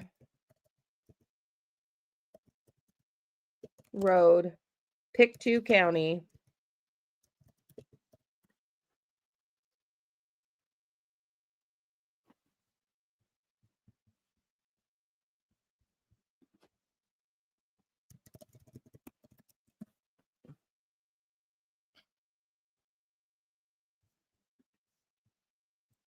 So it says the odds of CCT footage of a specific non-made road like Gerlach Road in Pictou County are difficult to state precisely, but the availability of such footage is possible primarily through private security systems. So not going to likely be through CCTV footage, but whether or not there was private. Yeah, they have trail cameras, but that's on the trails, not on the roads.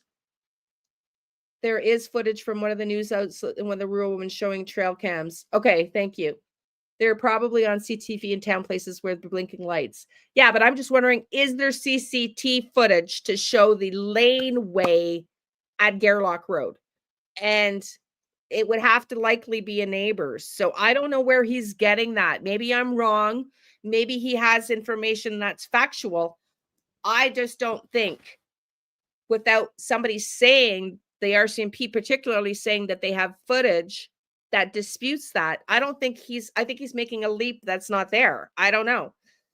Yeah, on that street, I don't think there's footage. It would have to be a neighbor. I don't think so. It tells me I could be wrong.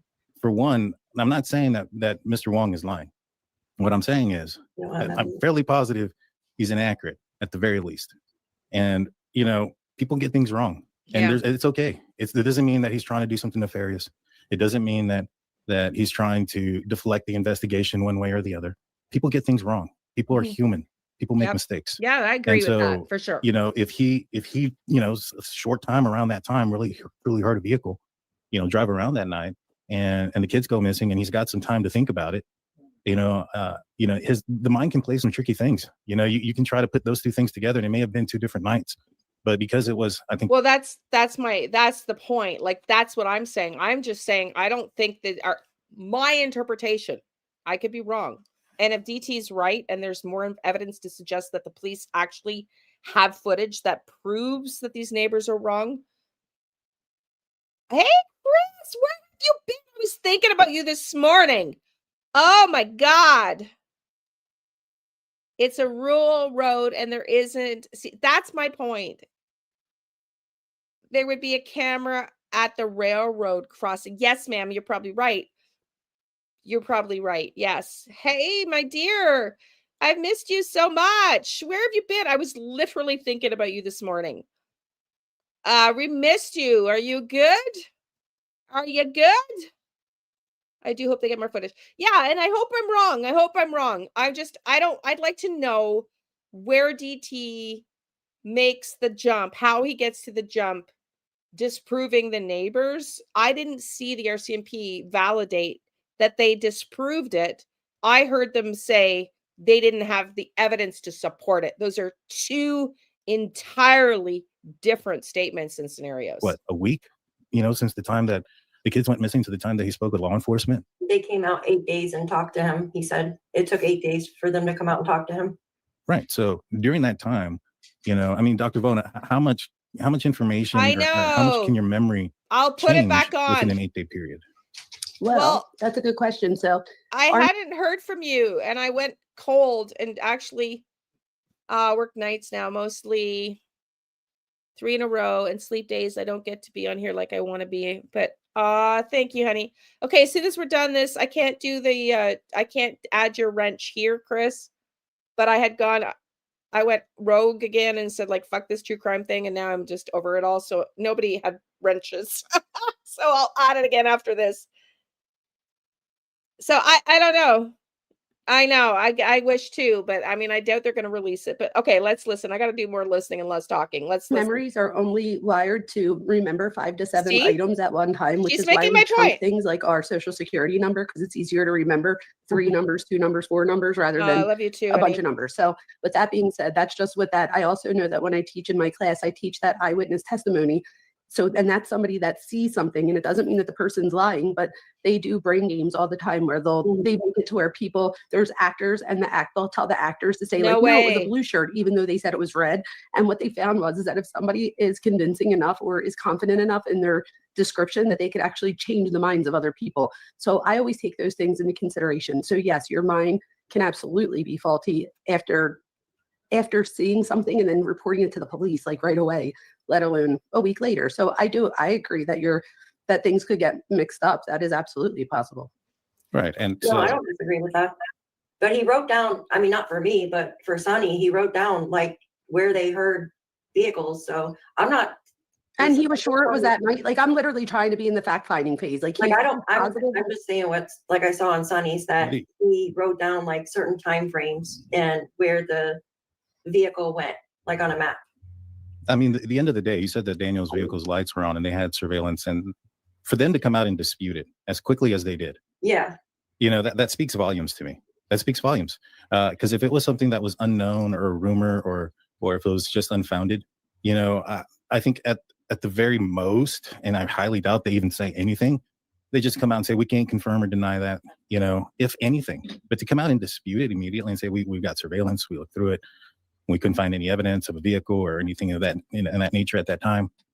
To me, it just kind of seems like nothing. It's nothing there. And then at the end of the day, I mean, like I said, people make mistakes, and just because he may have been inaccurate doesn't mean that he was trying to do something inappropriate, or he was trying to mislead the investigation, or he was trying to do anything, negative, or have some sort of nefarious meaning behind it.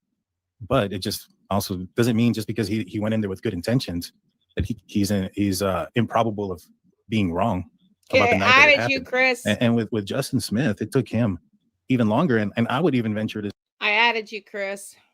Say that when you look at the statements in the documents, Bradley Wong doesn't bring up Daniel to the RCMP 8 days later. Hey, Veronica. He brings it up to Justin Smith a few days after that. And then that's when Justin Smith tells that to the RCMP. So if, you know, is his thought. Okay, for all the mods here, probably starting Tuesday. Yeah, exactly. For all the mods here starting Tuesday. Chris, you got your wrench back. Hey, Veronica. We're going to do 2 lives a day starting Tuesday. I don't expect y'all to be here for all of them. 11 a.m. Thank you. 11 a.m. Eastern on Monday to Friday, starting this Tuesday, 11 a.m. Eastern, Sebastian Rogers, 2 p.m. Eastern, daily, Monday to Friday, Jack and Lily. That's all I want to say, because we got more mods here now. Thank you, everybody. Love you all. Changing. I just have to also say thank you to all of you who send me your emails. I can't get back to all of you all the time, but I do read all your emails. I do appreciate all of you and your support and your stories that you send me and your willingness to want to share, support me, send topics, videos. I love you all. Thank you. As the week goes on, as he talks to them, and then after he talks to them, then he remembers more. But he's just not accurate on the date. I just think that's more than likely what's there. I don't feel like, I don't know. Like, I'm not in his head. I just feel like, why would someone just step out I don't know. of their comfort zone and like try to have someone point fingers on them when they're not the ones who lost 2 children? You know what I mean? I'm not trying to be mean, but Who's pointing fingers at him? I don't know. I feel like now, because he went and spoke, or the other neighbor went and spoke, now I feel like all their information is out now. You know what I mean? Yeah, but I mean, that has nothing Sorry for people. to me. I mean, them speak, I understand where you're going there, but It's just because what I'm saying is, I'm not saying that they did anything Thank you, with ill honey. intent. What I'm Thank saying you, is, I Wendy. think they were Thank you. just inaccurate about the day that it occurred. Because So at what the end of the day, I think what you guys are saying is the same thing. It's just what Daniel's saying is that how do we not know that exactly what he's saying happened, still happened? But yeah, because there's no, yeah. is there cameras? Doesn't anybody have cameras out there? there's there's cameras at the Lord campground. There's a few of them, and then there's some, I believe, Yeah, I love on her. the other side of where Love her. Daniel lives, that doesn't show, from what I understand, his house, but kind of like, remember in the Brian Koberger case where everybody was trying to say that Brian Koberger parked in the back of the house, and I was looking at the surveillance camera, and Yeah, you can see true. in the top corner, as Brian Koberger passed by the house four different times, you'll see the vehicle, the headlights swing on these roofs, on the face of these houses in the distance, and it happens 3 times, and then on the 4th time when he parks, it does the exact same swoosh. And the reason that's important is because had he gone and parked back there, we wouldn't have seen the same movement. And so the other, I just, my point is, I think it's dangerous for anybody to get too close personally to any subject or suspect. And just in my opinion, the parents should be suspects right now until these kids are found. thing that that camera points out at, now this camera is facing away from the house. And so the other thing that we know, though, is had that vehicle turned onto King Road, we would have seen the headlights in the distance as well, or the headlights coming up the side of the road. And so that only left one place for them to park. Now, because all that happened at night, we were able to determine that. If it happened in the day, we wouldn't have seen those headlights and things. And so at night, because I know that a lot of people argue, well, how come they didn't pick up the kids walking off or things like that? I'm trying to be nice. My I'm opinion trying is to at be. night, what they captured was that, Look at, I have not been good about not talking about other creators when I disagree with them in a negative, and it's my bad. I don't want to be that person. So I'm trying, I respect him. I just don't think like him, but I'm really trying to give him the benefit of the doubt with his thinking. the possibility of headlights. And Mr. Wong, what he said was he saw Daniel's car, or a car with the headlights on, and it was loud, 5-speed or whatever it was.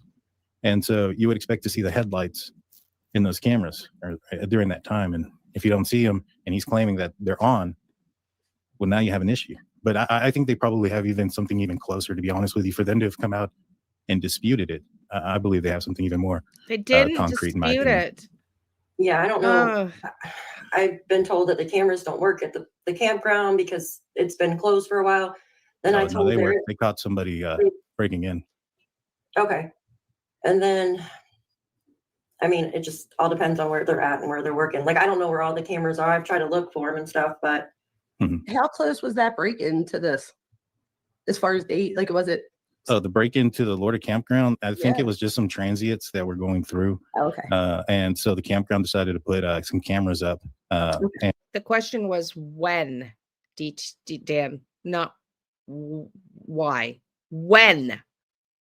And they have some at the end. From what I understand, there's some kind of looking at the entrance, which faces the roadway. Well, this is And it. then there's some by the cabins. Now, like, it doesn't even matter because I don't really think, like I said, I don't think Brad Wong or Justin Smith have anything to do with Jack and Lily's disappearance. Yeah. I don't, the only thing I would be concerned about if I was Brad Wong is, how did some of my stuff end up on my buddy's sister's property? It's either he lent him something or he stole something from him, but one or the other. I'd ask my buddy, like, hey, why is my blanket at your sister's house? And figure it out that way. You know what I'm saying? But that's what that came out of. And at the end of the day, like the blanket, that blue blanket. No way. And like what I guess what was reported, it was no way. It was disputed and it was irrelevant. Wow, that's disappointing to hear. Yeah. Now the other information that I got. So I spoke with before, guys, hit the like button and hit the subscribe button. So I spoke with a couple of folks. Now I spoke with. I'm just gonna say right now, I had a vision of Brad. I don't know exactly what his involvement is yet, but he's involved some way, shape, or form. I don't trust any of them at this point, you know, except Belinda. I don't trust any of them at this point until they've been proven to be trustworthy, period. They have not proven to be trustworthy, in my opinion. With Malaya's two best friends. And I also spoke with a person who was on a search during the Please Bring Me Home search, who was in the group with Cindy. Now, one of the things that happened was during their search, the conversation came up about Malaya. And the conversation went to, somebody asking Cindy, I just don't understand why Malaya would just leave. Why would she leave? And from what I understand is that Cindy turned around and said, because I made her. And from what I understand happened in the ambulance, according to what my source said that she heard Cindy say, was that there was a discussion in the ambulance, something to the effect that CPS didn't want Meadow there. And they wanted Meadow to go somewhere else, just with a lot of people coming in, going, and things of that nature. So I think the plan initially was going to go to Logan's. And then I guess something about Cindy had talked with RCMP and something about her. She was going to be the guardian, the interim guardian. And she basically told Malaya that she's going to leave. She's going to take Meadow. And that if she stays with Daniel, she ain't going to see Meadow ever again either. And from what I understand is when they took Meadow away, it was Cindy who actually called CPS and had her taken away. And so I spoke with Malaya's two best friends, and they say, no, it didn't happen that way. It didn't happen that way. I don't know how they would know what happened in the ambulance, but they say that didn't happen that way. And I'm assuming maybe Malaya may have told her something else, but one of her best friends said that it didn't happen that way. I don't know who we is, but we weren't going to let her stay there, and they forced her out of there too. So either way, it seems like somebody, wanted her to not stay there with Daniel. I know a lot of people are saying, well, my kids are there, like, if they come back missing, but apparently her and her mom aren't like, they weren't always, I guess, on best terms. And it sounds like she's got this temporary custody, and she's threatened. Somebody's putting in the DT's chat, what are your thoughts about the blood on Malaya's ear and on the bruises on her neck and arm in her interview? I didn't notice any markings on Malaya's interview. Did y'all? I can't listen to him or that doctor at all. I was disappointed to see Daphne conversing. That's not the first time Daphne's been up there. I think she's been on there before, which, I mean, kudos to her. In my opinion, hearsay, not reliable, really. Yeah. I mean, yeah, exactly. Because I'm telling you right now, I'd probably push back on him some more. I'd be like, look, you invited me up as a guest. You're going to have to let me talk. And I want you to prove to me where the RCMP have stated that they have video footage to dispute the neighbors. Because that's not what the article says. The article says they don't have evidence to prove. She has been on before. I thought so too. And I'll tell you, that's probably why Jason Ellers ghosted me, because I asked him a couple of questions in our 1 hour conversation, and I'm not going to tell you what the one question was, but it gave me some red flags when he wasn't able to answer it. Well, in fact, I will tell you, because I want you to hear what I went through, because it was an alarm bell for me, because I was totally buying his story, and maybe he is innocent in all this, Jason. But I asked him a simple question about his son's birthday.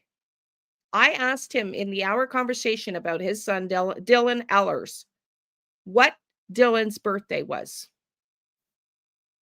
And tell me what you would feel like in that conversation if he didn't know the answer. Jason Ellers could not answer my question without having to go to his computer to get his son's birthday. Now let that sink in. He's done movies, which he's recording. He's done W5. He's been all over the internet. It's his only son, and he can't answer a question about your son's birthday. Did that send red flags up my spine in that conversation? You're effing right it did. Did Jason pick up on that in that conversation? Probably, likely. And then he ghosted me and didn't show up. Then he ghosted me and didn't show up for my live. That was also after I sent him a screenshot of a conversation that I had with Mike Wilson, who sent my information about Jack and Lilly. I'll read it. Up to the commander-in-chief in charge of Jack and Lily's investigation. And I sent him that because I lost my phone, because he wanted to know who in the RCMP he could connect with, because he wanted the RCMP to get involved in the case. I sent him a picture. I'm going to show you. He's blocked me, and I blocked him now. Of a picture from Mike Wilson. I'm going to show you.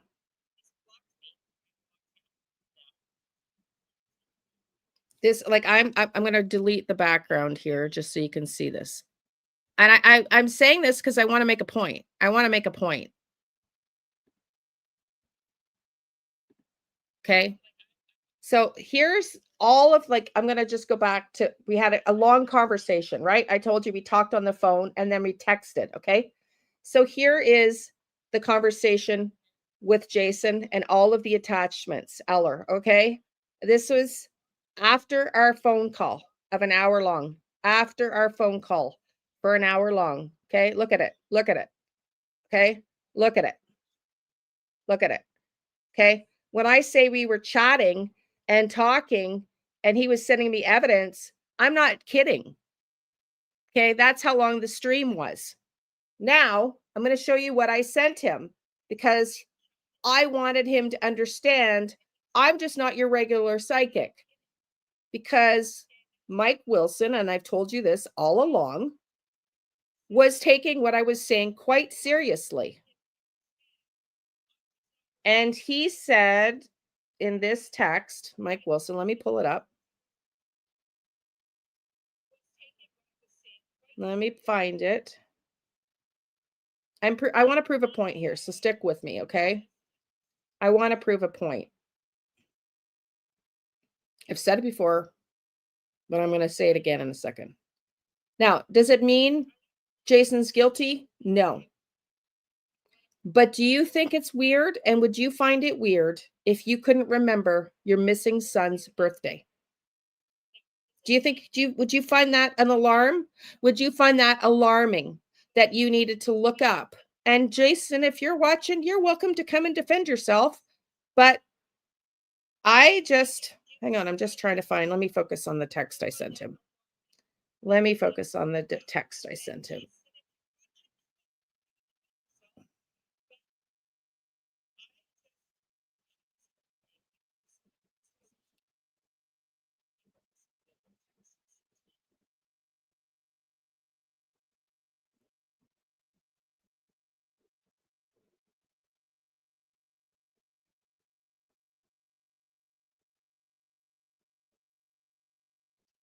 So we're talking, we talk.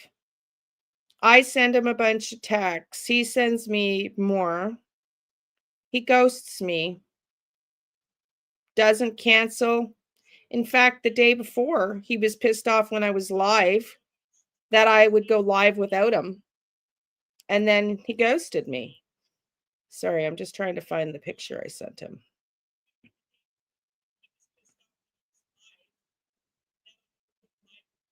So bizarre. Where is it?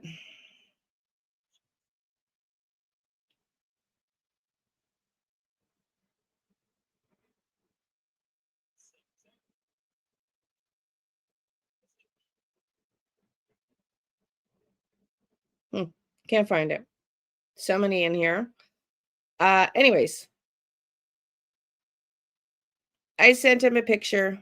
Oh, there it is. Jesus, Murphy. Okay. Good morning, Liane, from Mike Wilson. And he's copied Chris Harker, who is the sergeant Okay. Behavioral units, Mike Wilson. And so I sent him that because I want him to have Mike's, and then I emailed Mike to let him know, hey, in case you get a call from Jason Ellers. My point being, in my conversation with Jason, I could feel myself empathizing with him as a human. If I was strictly just believing everything he said, I could feel myself empathizing with him as a human. And it doesn't mean that he is done anything wrong. It doesn't make him guilty. It just raised some red flags. And it made me realize in that conversation that in order to be truthful and whatnot for these kids to be in alignment with trying to find the truth for Jack and Lilly, that we have to treat everybody as a suspect until proven otherwise, including the parent who may seem to be the least likely person to have done anything, because we don't know anything factually. And we have to, for the sake of these kids, look at every possible narrative and every possible person as a suspect until proven otherwise. And I'm trying to do that in this live with DT. I'm trying to look at other narratives that don't serve the kids. And that means if we're too narrowly focused on any belief, any which way, until proven otherwise, we are not helping these kids. You know, we have to do, if we want to do the best by these kids, we have to do so with a mindset that is a little bit more open, and not be so swayed by here is the fact. Here's the fact. These kids just walked out the door. Here's the fact. Here's the fact that Jason sounds innocent. That's my point. I'm not saying he's guilty. I'm just saying, when I had that conversation with him and he could not tell me Dylan's birthday, that shifted my perspective on how I wanted to handle my thoughts about him.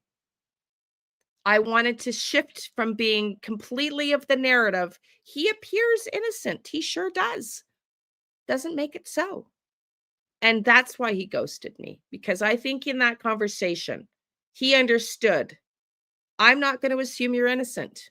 I'm going to continue to treat you like anybody else. If you're going to come up on my panel as a parent of a missing child, you are still a suspect until those children are found or you've been proven otherwise. I know the law says innocent until proven guilty, but we're in true crime. This is true crime. And if you're going to come on my panel as a parent, I'm not going to assume you're innocent, because if I get too close to you, if I get too emotionally detached to you, never claim anybody to be innocent. Yeah, if I get too emotionally attached to you, whether it's DT too emotionally attached to Darren, or it's anybody too emotionally attached to any parent, then we have lost the objective of finding the kids. The kids deserve better. And until they've been found, I just don't think anybody deserves to be not looked at as a suspect, especially a parent. Whether they look innocent or not, we don't know. Period. Threatening her, saying that she's not going to see her again. How does that affect? And I want to ask you this, Dr. Liane, how does that affect what your thoughts are on her leaving in that type of situation, where now her other daughter is being threatened of taken away by her mom, and from what I understand was Malaya didn't want to leave. She was forced, according to what the sources just tell me. What do you think? So I do have a quick question. When did she leave? Was it the next day or that? I think it was like 2 days later. Saturday. I don't know why I always thought it was like right after it happened. So it was 2 2 days later. So she was there for a little bit. I think I thought before that she like left that day. And that's why I was like, what the heck? A few days later, maybe by that point, they might have thought like if something happens, they'll call the cell phone, they'll come right back. And that being there isn't serving anyone. So I didn't know that. So now knowing that, I will say this. She's a grown woman with 3 children. And if her mom is insisting that she leave, then to me, that shows a dynamic where there might be enmeshment of some sort. Like in other words, for most women, it's one thing for your mom to tell you that I think you should leave, and these are the reasons why you want to leave. Go ahead.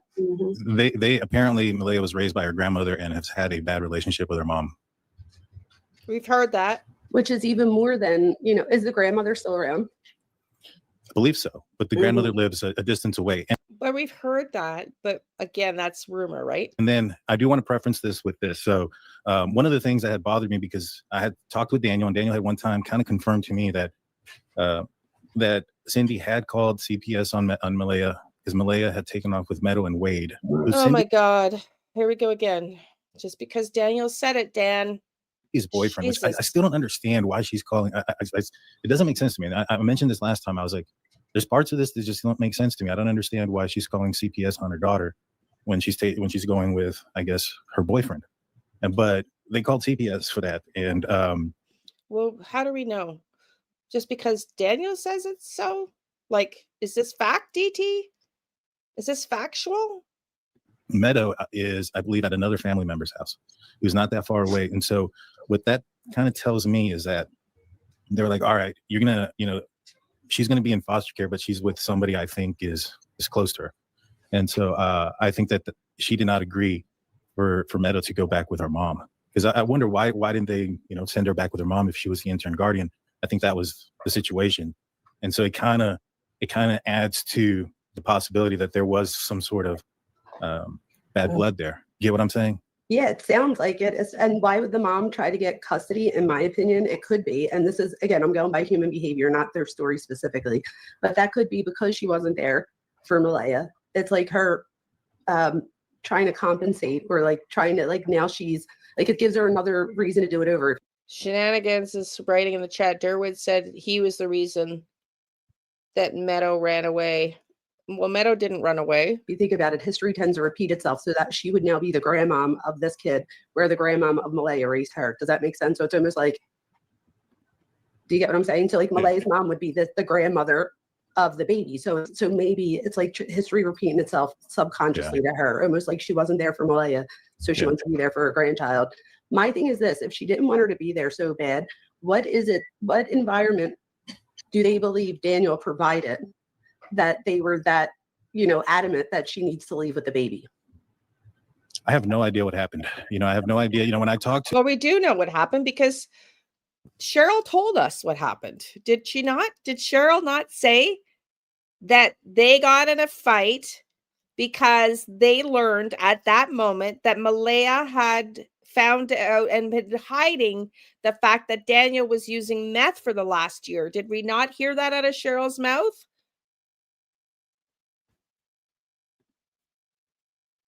When I talked to Malaya's best friends, she had said that that it didn't happen that way. And I asked, well, what was the situation that arose from, getting Meadow taken away? And they said Malaya had gone with Wade and Meadow. And then they said that it would have had to have been Cindy who called. But I don't know, I don't know what happened. I don't know what occurred for that.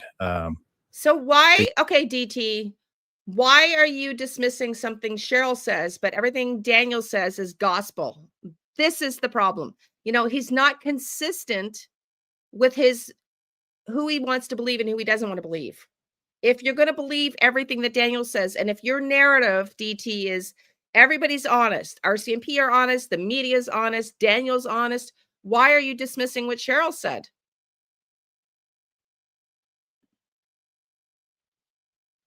Oh, they probably are. They're just doing it for clicks and views, most likely. Well, at least Sunny. That's my opinion. Dan, I don't know. I think Dan's different. I think Dan really believes the bullshit that he's being fed. I do. I think he does believe it. It sounds, I mean, I don't Yeah. know. I'd be just speculating on everything after that point. You know what I mean? And And it's probably not unfortunately, right. a lot of this case is speculation because we don't know, all the things. Right. So then we wouldn't be here, right? If we knew Right. everything. So I Okay, mean, thank you. we're definitely going to speculate, but that's what I keep thinking is like, what did the mother perceive was going on at that house that she Oh. insisted she go with So, it? I think that has to do with Daniel and possibly like Meadow wasn't walking, and she's developed a lot since. Now, a lot of people, and I was talking with a group of folks about this that are very close to this, and they were like, yeah, CPS came in and they didn't see anything wrong, and I was like, yeah, but when CPS got there, Meadow was like 12 months old, so it wouldn't have been uncommon for her not to be walking at that point. I think she was like 18 months when the disappearance happened, and so she wasn't walking. There was some other things there. Hang on. Apparently the house was DT. I don't know if you've ever raised kids, but 12 months and 18 months is 6 months difference. And if a child isn't walking at 12 months is considered okay and normal. If a child isn't walking at 18 months, that is not normal. That is not normal. And that is a concern. So there's a big difference there between 12 and 18 months. So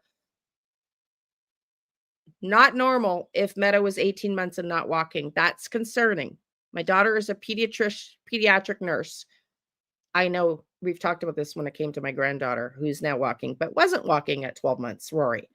So a big difference if she's not walking at 18 months. That is a concern. Was filthy. So even Kristen Michelle writes, not walking in 18 months, has the child received an early intervention services? I wonder, because that's a big age gap, especially not walking at 18. Thank you. Yes. Not walking at 18 months is problematic. And I think that they believed, and probably well, this is it. Rory didn't start till 14 months either. But again, that is normal. But if you're 18 months and not walking, that gets into a different concerning category.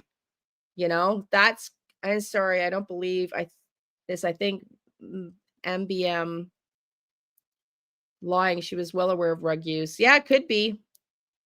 Thank you, MZ. Thank you, honey.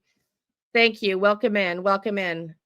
Yeah, that's concerning at 18 months. So again, this I don't think DT's raised kids. So a lot of his assumptions are just trying to understand his thinking here. Let's keep going. That at some point leading up to this event, I don't know if it was the night before or if it was the week before or a month and a half before, but that Daniel was involved in stimulant drugs, which he's been open and honest about that. He's talked about that. He talked about that in our interview, that he's used narcotics. And so, he's also been open about that with law enforcement. And so I think that had probably a role. You walk in, you got 2 kids missing, the place is filthy. And I think even Belinda mentioned that it wasn't to what she had expected out of Malaya from what she had seen from her in the past when she went to the house. And so welcome in, honey. I think the combination of all those things and the kids missing, and I put this out for everybody. If you go and your daughter's there and you have this guy and she's maybe told you about him having a drug problem, you've got 2 kids missing already. Are you going to leave your other grandchild and your daughter there with him? I think you have a right to and a reason to be worried and to want them out of that house. And I don't see that as a, and I think that she probably felt that as mom. Hey, my daughter's on her way to drop my grandson off in an hour. When we're done this live, I'm going to ask her, if Rory wasn't walking at 18 months, would you be concerned?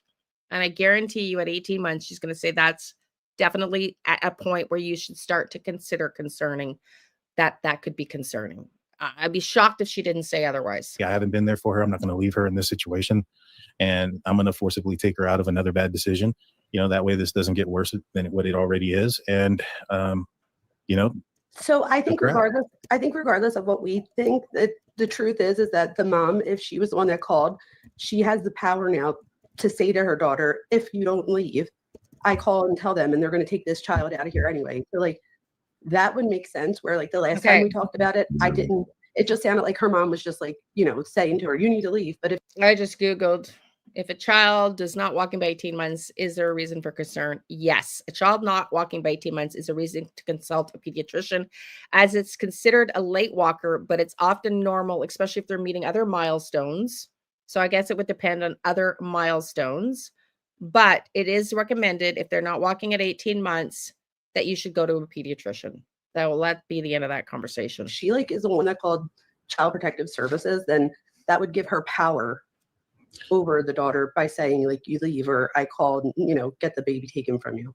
Right. Wait, didn't Daniel call too? Didn't both of them call? Yeah. I don't. He said he called. I'm pretty sure. Why did he call? I don't know. I'm pretty sure he said he did. Because After I think the thought was that Malaya was running off to the reservation with Meadow. I believe she was running from someone. Just speculation. I talked to somebody.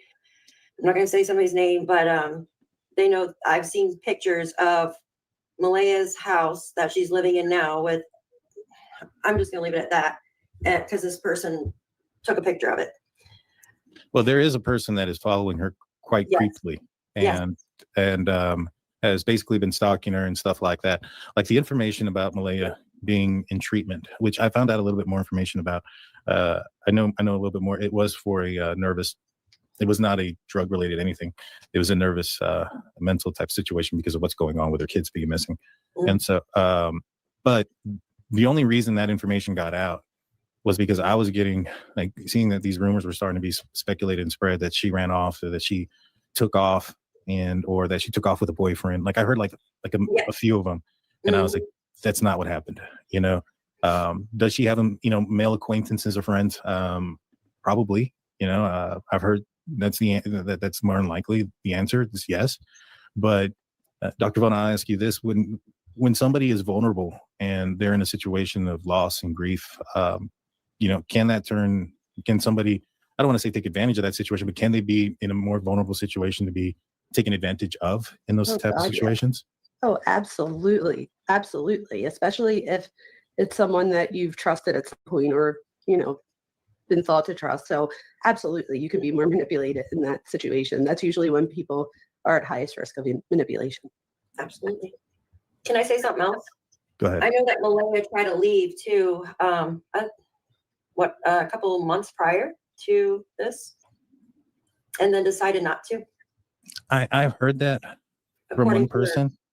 And I've also heard that it was true. I heard it wasn't true. I haven't been able to confirm one way or the other on that one, but I wouldn't be surprised. You know, Daniel doesn't strike me as the best boyfriend. Yeah. Well, thank you for at least giving that And, acknowledgement, DT. He can be, because I mean we've seen Taylor's text messages and stuff. I mean, there's some other ones that I've seen that aren't out there, and I mean they're nothing like horrible or anything like that. But the dude was. Remember the R one? I've seen him recently. He was him and Taylor were dirty talking, and he said that he wanted to wake up next to her and turn over and R, and she was like, "Ooh, yeah." Okay, that's not even normal. That's just disgusting.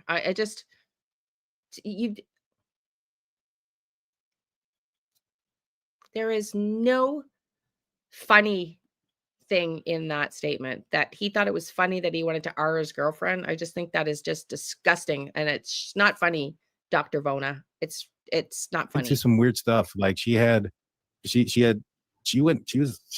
created fake bruises pictures and stuff like that.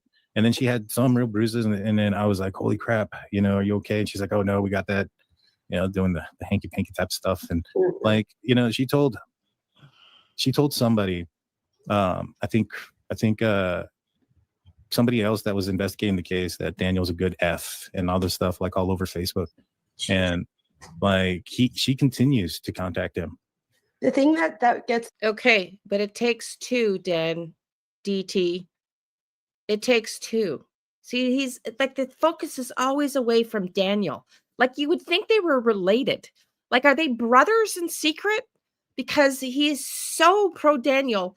Like, even like he's blaming the girlfriend, that Daniel thought it was funny that he would wanted to rape his own girlfriend.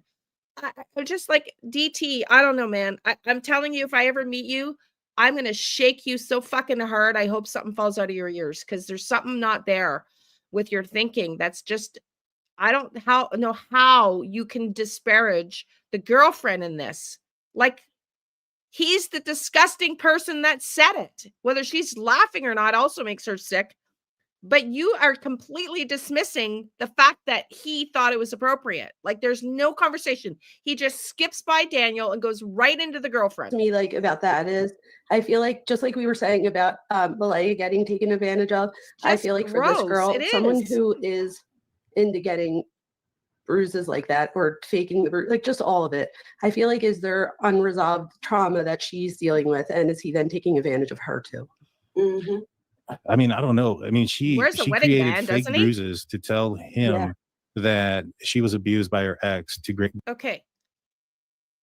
I don't know why this is relevant to the Jack and Lily, other than Daniel and his girlfriends are sick in the head. That's the only narrative. The only narrative that Daniel is sick in the head if he thinks raping a girlfriend is remotely funny. And if she thinks it's remotely funny and finds that exciting and wants to beat on herself, then she's sick in the fucking head. And all you need to understand about that is if Daniel's dating her, he's also sick in the fucking head. Sorry, there's nothing else to discuss here. If they're going to keep talking about this, I'm going to fast forward through To it. gain his sympathy. That's just weird. That's just so weird to me. I mean, that's exactly what she said to me is what she did. I mean, not in those words, No. you know, but that's exactly what she did. She gained his sympathy by showing these fake bruises of herself. Now, he was completely wrong in trying to manipulate that situation into forcing her to stay or whatever the case may be by saying, I'm going to report these to CPS. You know, that was, regardless of how wrong she was, he was equally as wrong. And I've said that since the beginning, since all that came out. It's like they both were. And they both got kind of, you know, what they deserved, you know, to be honest with you. Do you think it was done to create like attention? No, To get a response from Malaya or something? I don't know. It's just no, weird. He definitely loves to hate her. Yes. I don't know. I don't Seems think like so. something like a side twisted thing to get Malaya's attention because she's not speaking, you know? Like maybe I to don't make her think so, because jealous. he was dating her for a minute. The response out of her. He was dating her for a minute. Because he told me one thing one time. Listen, He told me the fact that both Malaya rumored, we only know rumored by Malaya, but by Daniel's admission, had a girlfriend months after these kids went missing is fucked in the head. I'm sorry. How can you even think about sex and relationships when you've got two missing kids? I don't understand it. I think it's totally effed in the head. Both of them, if they're both dating, I think is effed in the head. I understand wanting to move on and get your life back together, but 6 months later is wild. And they were dating, what, months ago? 2 or 3 months after the kids went missing? I mean, is wild to me. Absolutely wild. what'd he say? He's like, I have support of somebody, but I never talk about, you know, I'll never say who this person is. And I was like, oh, this guy's got a girlfriend. And immediately, that's the first thing that went to my mind. I was like, this guy's got a girlfriend. Then like 2-3 days later, the girlfriend messages me and says something to the effect that, hey, I'm talking to Daniel, and sends me the screenshots between them and to prove that they're talking and all these other. They're both irresponsible, petulant children who care more about their fucking hormones and their drugs than these two kids they ever did. Sorry, period, point blank. They're both irresponsible. They both admitted to going back to sleep that day. They both should be in handcuffs, in my opinion, for negligence. At the very least, they should be hauled in, put their fucking asses in front of the police, and charge them on child negligence. They admitted to going back to sleep. They should 100% be charged for negligence and for their responsibility in these two kids that have cost the taxpayers millions of fucking dollars up until this point to search for them. And at a very least, they should be fucking charged, put the pressure on them, and see who fucking cracks first.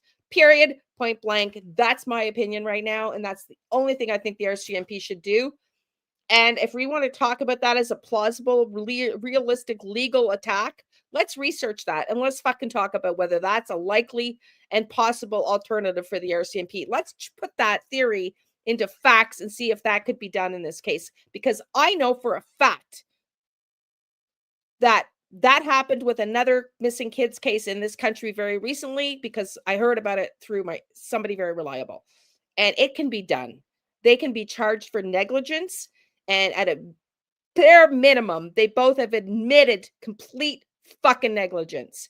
They admitted to going back to bed and their kids vanished. They admitted their fucking irresponsibility, their immaturity, and their fucking ignorance in this. And they should damn well be taken and put in a police cruiser and taken and fucking charged on negligence at a very least. And then let's see who wants to fucking talk. Sorry, it's making me mad. This whole blanket planted, who talked, who didn't, who witnessed, who fucking didn't. Jack and Lilly are fucking missing, and they deserve better than this. And I think the RCMP had fucked this up from the beginning, and they should be looking at that. Somebody is fucking lying. Those blankets from Brad Wong's property, the blanket and the sweater, they didn't fly over the fucking coop with an owl and Santa Claus and end up on Brad Wong's property. Somebody fucking planted them there, DT. I don't know how you can think otherwise. They ended up there months later after the kids disappeared, 6 months later, clean, not exposed to the elements, clean. They weren't sitting there for 6 fucking months. Somebody moved them there. I don't know how you can think anything otherwise. And if the police can't look at that and go, holy fuck, if they didn't walk out the door, then why are we planting evidence? Why are we planting evidence if they just walked out the back fucking door? Somebody better start talking. I'm fucking so sick of this shit. You know, I am sick of this shit. I mean, if there was any just cause, I'd be hauling those two in and I'd be telling them, you're going to fucking jail for negligence. Period. Point fucking blank.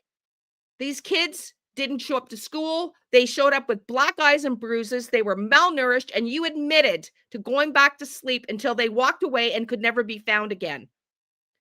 Jail, jail, jail. That should be fucking mandatory in this country. If you are too irresponsible to raise your own kids, then you don't deserve to have them. Sorry.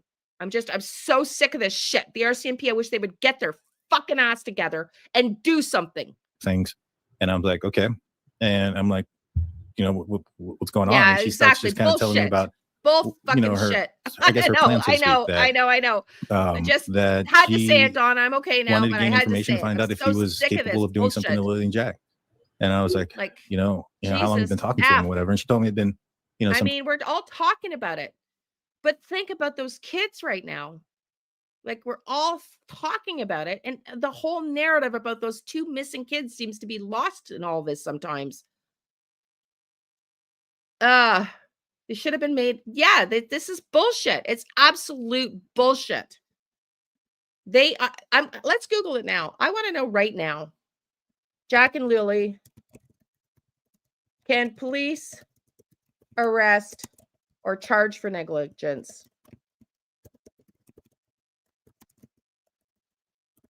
For negligence when they admitted to going back to sleep.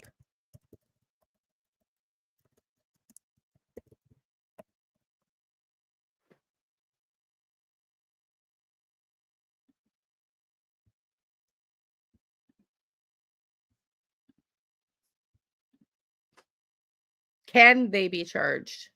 Yes. Let's go. I'll show you this. I have no idea. I mean, we don't do grand juries in Canada. We don't do grand juries in Canada. So, yes, parents who admit to going back to sleep while in charge of young children, leading to a situation where the children are endangered or go missing, as in the Jack and Lilly case, can potentially face criminal charges for negligence or child endangerment, depending on the specifics of the situation and the jurisdiction. Police and prosecutors assess the circumstances to determine if the parties' actions or failure to act demonstrate a wanton or reckless disregard for their lives or safety of the children.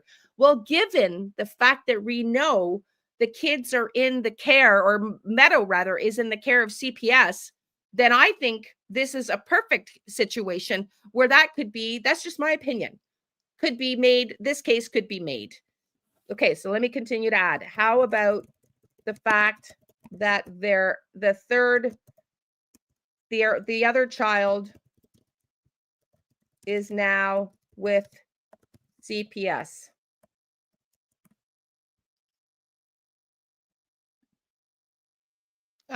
Veronica, thank you, honey. Thank you. Constructive.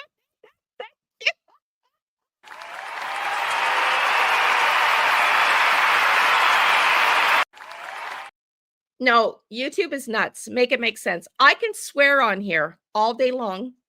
Don't get booted. You guys swear in chat, I get demonetized.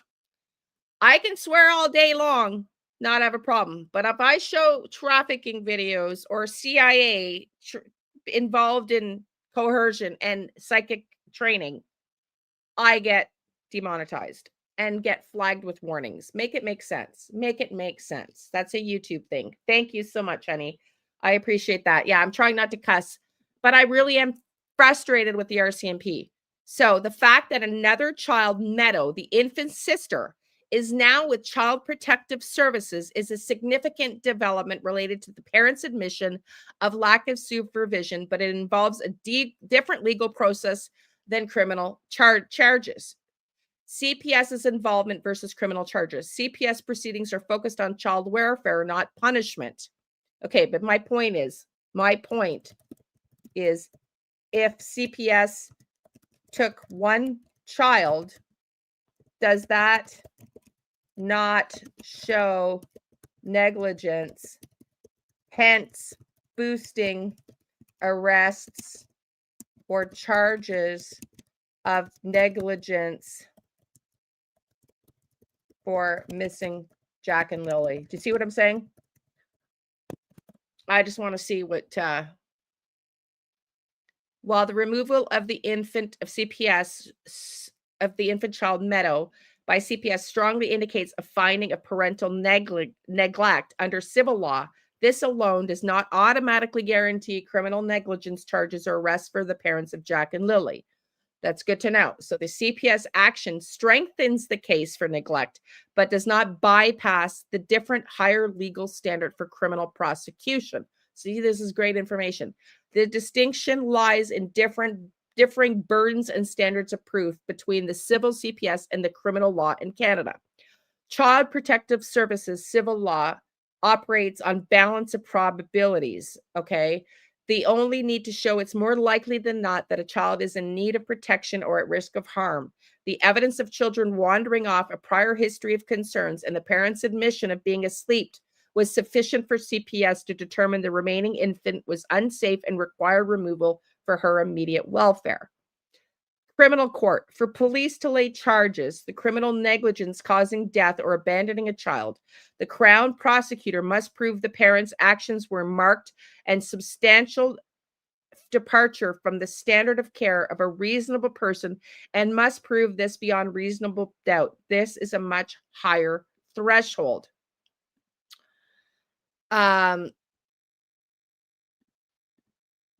This is a much higher threshold. Evidence is shared but used differently. Information collected by CPS and police is often shared, but its admissibility and weight differ in criminal court. A finding in a child protection case has no legal effect on a criminal proceeding other than potentially being used to challenge a parent's credibility if they provide inconsistent testimony in a criminal trial. The police are still investigating despite the CPS findings of neglect. Court documents from mid-2025 indicate RCMP investigators did not have reasonable grounds to believe a criminal offense occurred in the disappearance of Jack or Lily, though it's noted this could change. This case remains in active investigations. Okay, so if RCMP wanted to charge for neglect, could they, based on the parents' own statements of going back to sleep? Yes, RCMP could potentially use the parents' own statements about going back to sleep as evidence to support charges of criminal negligence or failing to provide the necessities of life under the Criminal Code of Canada. However, The legal threshold for criminal conviction is very high, which is likely why the RCMP has not laid charges yet. Okay, so this is really good information. So perhaps they don't have enough to go this route, which makes sense. The parent's admission could serve as strong evidence for a prosecutor to argue the following points. Breach of duty of care. Parents have a legal duty to provide necessaries of life, which includes adequate supervision for 2 young children. Admitting they were in bed until late morning when the children were awake and unsupervised demonstrates a failure to perform this duty. Knowledge of risks. The parents were reportedly aware the children had wandered off before. Bingo. Bingo. Yeah, I'm going to add the black eyes. Parents were reportedly aware the children had wandered off before. This prior knowledge could be used to argue they were objectively aware of the significant risk created by their actions. Marked and substantial departure. This admission can be framed as a marked and substantial departure from the conduct of a previously prudent parent in similar circumstances, which is the standard required for negligence. Despite the evidence, the RCMP have publicly stated this case is not to believe to be criminal in nature. Yeah, I get it. Now, add to the fact that CPS had been to the house prior to Jack and Lily's disappearance, and the kids had been to school with bruises.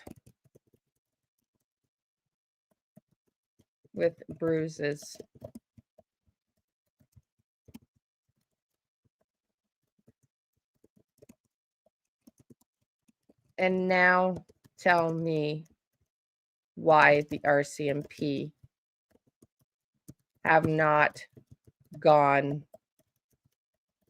forward with neglect charges. Because we haven't even, you're right. Like, that's absolutely right. If you're going to add the bruises, that, yeah, I know. Oh, I know. It's very frustrating. The rug's been admitted to. Thank you. Let's add the rugs. Okay. And stepdad, Daniel, admitted to meth use in the house. The admission, okay, so let's go back to when I added before. Add to the fact that CPS had been to the house. The RCMP have stated they have not gone forward with, they have. I didn't realize they have stated they have not gone forward with criminal neglect charges because as of their latest official statements, they do not have reasonable grounds to believe a criminal offense occurred. Oh, yeah. The admission by the stepfather that he has a history of using methamphetamines and pretty much everything adds another critical layer of concern and information for the RCMP and the Child Protective Services. So I'm going to forget what RCMP are saying. RCMP are saying with the evidence of admission of ignoring kids, bruises, CPS prior investigations, and the drug and the meth admission would neglect charges be more promising.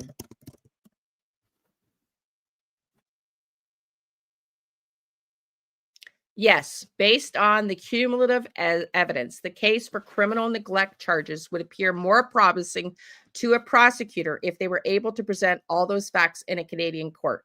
The combination of the parents' statements and external reports paints a compelling picture of an environment that arguably meets the marked and substantial departure standard required for criminal investigation. The aggregated case for criminal negligence a prosecutor could aggregate the evidence to argue a pattern of wanton or reckless disregard for the lives or safety of the children. Admission of lack of supervision. The core admission of being asleep while young children 4 and 6 were unsupervised as evidence of a breach of parental duty of care. Prior warning signs, the history of prior CPS investigations, and Jack having wandered off miles from the home before demonstrates the parents were aware of the specific risk of the children leaving the premises unsupervised, increasing their legal responsibility to prevent a reoccurrence. Physical harm allegations, reports of bruises on the children sent to school, includes a pattern of potential abuse or neglect, suggesting a pre-existing unsafe environment that extends beyond just the day of disappearance. Drug use in the home, the stepfather's admission of meth use, even if he claims it stopped before the disappearance, demonstrates a hazardous home environment, which is a major factor in child neglect cases. Why charges still might be difficult to lay without more evidence, the key issue and likely why the RCMP is holding off is this still remains a current status of the children. In other words, while the evidence suggests neglect, the police currently lack definitive proof of what happened to Jack and Lilly. They have not found human remains or clear evidence of a crime taking place in the home. To get a conviction for charges like failing to provide the necessaries of life causing bodily harm or criminal negligence causing death, the prosecution must prove a direct causal link between the negligence and resulting harm beyond a reasonable doubt. The RCMP may strategically be waiting to lay charges until they find the children or definite forensic evidence of what occurred, which would solidify the criminal case. In summary, the evidence points strongly to provable neglect under the CPS law, which led to the infant's removable and builds a strong foundation for potential criminal charges. However, RCMP is likely waiting for more concrete evidence linking the parents' actions directly to provide criminal outcome to Jack and Lilly.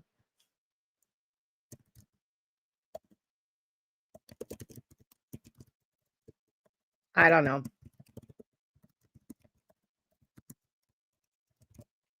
It's interesting. So I wanted to just prove it's too common in Canada. Yeah, I don't know, man. I just find this whole thing disheartening. So I just wanted to prove to you, because somebody said grand jury. Are grand juries part of Canadian law? No, grand juries are not part of the Canadian law. The grand jury system was abolished in Canada. So we don't have grand juries. They don't go behind the case and see if they can get interview a criminal lawyer. That's a great idea, because I don't know, man. I'm blown away. I'm disappointed. I guess I'm disappointed. I'm disappointed that we haven't seen more coming out with the RCMP trying to get to the answers of this.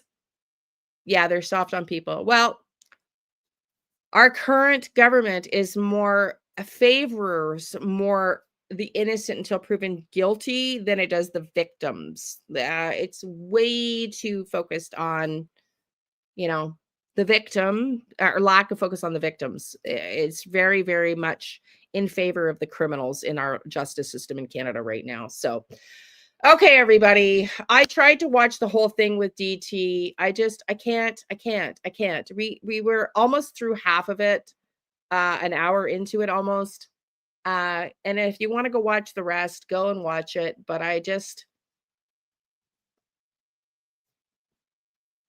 this absolutely, Michelle, the laws in Canada need to change. So thank you, honey. Thank you, honey. Thank you. I'm really trying, because I'm thinking to myself, okay, I have to follow, you have to watch his hissy fit too, though. Okay, let's watch a few more minutes. Let's watch a few more minutes until my daughter gets here. Let's go. Let me stop sharing this. And let's add a few more minutes in until my daughter comes back. Let's start listening. Times she'd already met him and gone back and forth, and I was like, well, I mean, thank you, Chris. If somebody came up to me and said, hey, I'm going to go do this with this guy that I suspect may have killed 2 people, I probably would have said, yeah, hey, I know, it's wild. Doing that. That's kind of not the smartest thing to do. But she was already kind of involved in this relationship, and so it was weird. But I was like, to me, it came off like she was trying to be Scott Peterson's girlfriend. And it's almost like manipulative. She's trying to manipulate that to get information, and then he takes advantage and manipulates back. It's like, so I see what you mean by. Okay, I don't care about the girlfriend here and their sex. I want to talk about Jack and Lilly, so I'm going to skip forward. And from what he had told me was that it was not like connected, like they didn't. I don't care Everybody about speculating on, including Daniel, right? Not you, the other Daniel. Yeah, Like he swears like they're not in the woods. He thinks that they might have been on the reserve. Like there's just so many, like, could they have done this? So I feel like you could say this is speculation in all ends. I saw someone saying that DT, that we're full of shit. But I guess my thing is that we're putting what our opinion is based on what we've seen so far. And I think all three of us are probably open to the fact that if we see new evidence in any direction, that we're all grown up enough and professional enough to reevaluate based on any new evidence in any direction. Absolutely. Well, here's the thing. I mean, you know, Okay. Steve Gonsalves is the father of a victim. You know, just because he was the father of a victim didn't mean he knew more than law enforcement. Doesn't mean that his thoughts or his opinions were more right than what the evidence was. And, you know, he may have had preview or privilege to certain things more. And his scenario was a bit different than Daniel here, because they had evidence and body and things of that nature. I just find But when you him have so law hard to enforcement listen coming out and to. saying He is so naive. Bless his soul. things like, you know, we're going to do this investigation with the attempt to eliminate these folks as suspects of something. And then they tell you what it is that they're going to do to determine that. And then they show you their work. And then at the end, they say, with the intent to, you know, eliminate this as a possibility, we found that there was a criminal offense, I think is the word that they use. In efforts to eliminate this as a criminal offense as a possibility, we have found no grounds of criminal activity or criminal offense occurring. At a certain point, just because certain things look like they're red flags or whatnot, which they very well could be for other things. Like, for instance, in the Delphi case, you know, Ron Logan had a lot of red flags. He didn't take the lives of those two little girls, you know? And so in this scenario here, you know, I agree. I agree with both of you guys about many things when it comes to Daniel and his personality and how he behaves.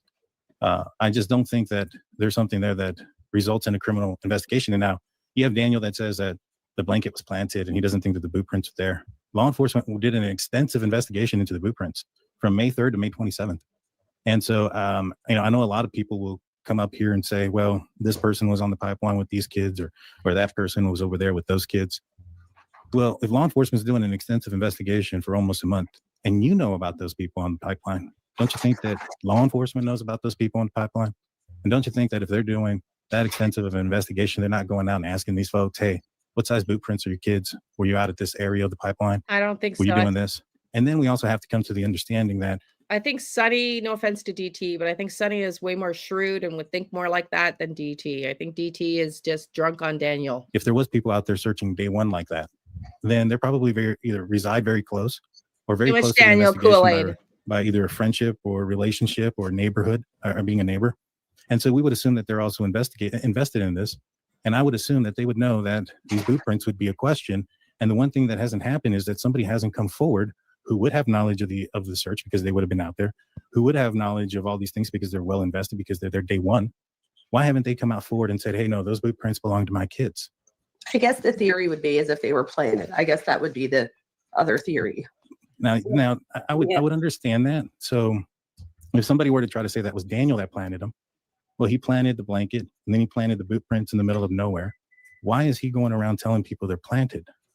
Doesn't you think his story would be they wandered off? Here, I don't know. Well, I'm not saying Daniel did, or maybe somebody else did. I do know that someone that lives very close by, I'm not going to say who it is or anything, they do have about 12 children, different age ranges, that actually live right there, right there by the property, by the pipeline.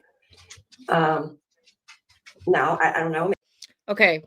I'm even talking about myself when it comes to the black barn here. I don't think the kids are in the area at that close anymore, and myself included with the black barn, because I think by now you can't keep those kids 7 months inside a house. Somebody would have seen them on the outside, right? Thank you, honey. I'm just tired. I'm just tired of this police stuff. Sunny stuck up for DT on her show way back, but it ain't gonna happen anymore. I saw her do that too. Yes, I did. Maybe they didn't. now I know they did a casting and everything of the boot.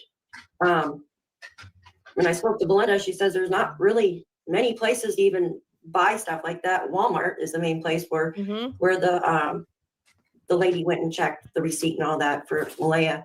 And she said that, you know, the boot sizes and stuff. And Belinda says those boots are so common that her other grandson even has them. Those muck, I call them muck boots because I walk in muck in mine. But so I just find it very odd too. And they searched 7 kilometers out there with like helicopters 200 feet above with radar. Now I know they could have went further. I know they could have went further, obviously, especially if the time frame was different. Well, I have the mods on, everybody here. Starting Tuesday, we're going to do 11 a.m. Sebastian Rogers, 2 p.m. Jack and Lilly, Monday to Friday. Weekends, probably Saturday morning and Sunday night. The conditions too and stuff, you got to put all that into it. But I mean, if they're on a mission and they're going right, but there's also, it's like, ooh, there we are. Was that? Yeah, Good no, old that was me. StreamYard. Good old StreamYard. Yeah, I no, do was have a trying- question, Daniel. I have a question. So Go I ahead. knew that this bothers a lot of people. Why do you think Daniel doesn't remember about Thursday night? Chris. I think he doesn't want to admit that he was probably doing something he shouldn't have been doing, but that's just my So you opinion. do think that maybe that that he does remember more than what he's saying because Yeah. remember he kept saying, okay, well there you go, so there you go. That would clear it up to a lot of Okay. Well, what could he possibly be doing that he's not already willing to admit to? He's willing to admit that he thinks it's funny that he wants to rape his girlfriend. He thinks it's, you know, he's admitted that he had meth use, that he was a meth head. What could he possibly will not be too embarrassed to admit that was going on Thursday night? Tell me what you think. What do you think would be too embarrassing? He's already shown us his character. He's admitted to, like I said, you know, that he thought it was funny that he wanted to RAPE his girlfriend and that he was a meth head. What could be worse than that? That he would be too afraid to tell us what he was really doing Thursday night, other than knocking the fuck out of these kids and putting them in a car and taking them somewhere else.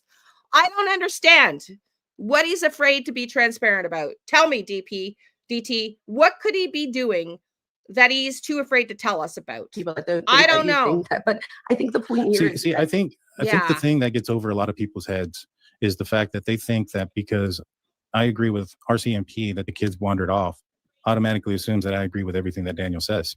And, well, if and anything, Well, you Daniel do. doesn't very think that small-minded happened. people. You Huh? do agree Daniel with doesn't everything even he think that says. You do agree with everything he says, DT. I'm sorry, but you do. And he's telling everybody else small-minded. You do. I've never heard you question Daniel ever. that's what happened. Ever. Yeah, but Daniel doesn't know Yeah. everything. No, but and I guess Daniel- what I'm saying is that if you agreed with everything that he says, you would be agreeing that yeah, exactly. I agree with right. Exactly. I disagree with almost everything Daniel tells. There's not very much, to be honest with you, that I've agreed with when it came to what Daniel was telling me. And I've tried to tell What? this to a lot of people, but there's so many small-minded folks that think that because I What? believe what the RCMP documents state, I believe the investigation, and I understand what the investigation results mean, that I'm sorry. There's misunderstanding. Okay, I really have to be open-minded for what he's about to say here. That we misunderstand him, that we don't think he defends everything that Daniel says. Whoa. Okay, let me listen here. they most likely didn't commit a nefarious crime or try to cover up an accident. That doesn't mean I believe everything he says. I believe almost like hardly any of it. In fact, I had an entire live stream where I talked about it. I was like, yeah, I feel like Daniel lied to me because I asked him, you know, what were you doing? He's like, I don't remember. And I was like, I don't buy that, dude. Like I've had several live streams where I've talked about that specifically, but you know, you have these folks who think that just because I think the kids wandered off, that I automatically am siding with everything that Daniel says and go out there and spread this misinformation about it. In reality, they never saw a damn thing about anything, and they're too stupid to understand what I'm saying. And it's the plain. No, I don't consider myself stupid at all. I've had my IQ taken. I can guarantee you, my dad's genius, as was my dad's family. My IQ, I'm not going to tell you, it's pretty close to that. And I'm not stupid. And I hear what you're saying. And it is never questioning Daniel's narrative. I'm sorry.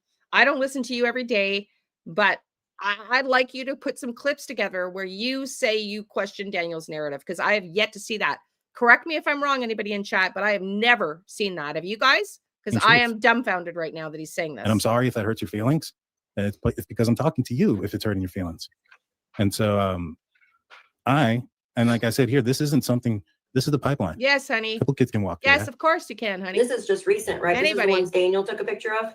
No, this is from the search, but this is recent. Okay. Daniel did not take these. This is from the PBMH search. Like wild. Okay, right off of Lansdowne Road. Correct. This is about, I have the exact location. Let me pull it up real quick. Do you want me to bring up Google Earth? I got it. I know you had some issues the last time. I don't want any. Horrible.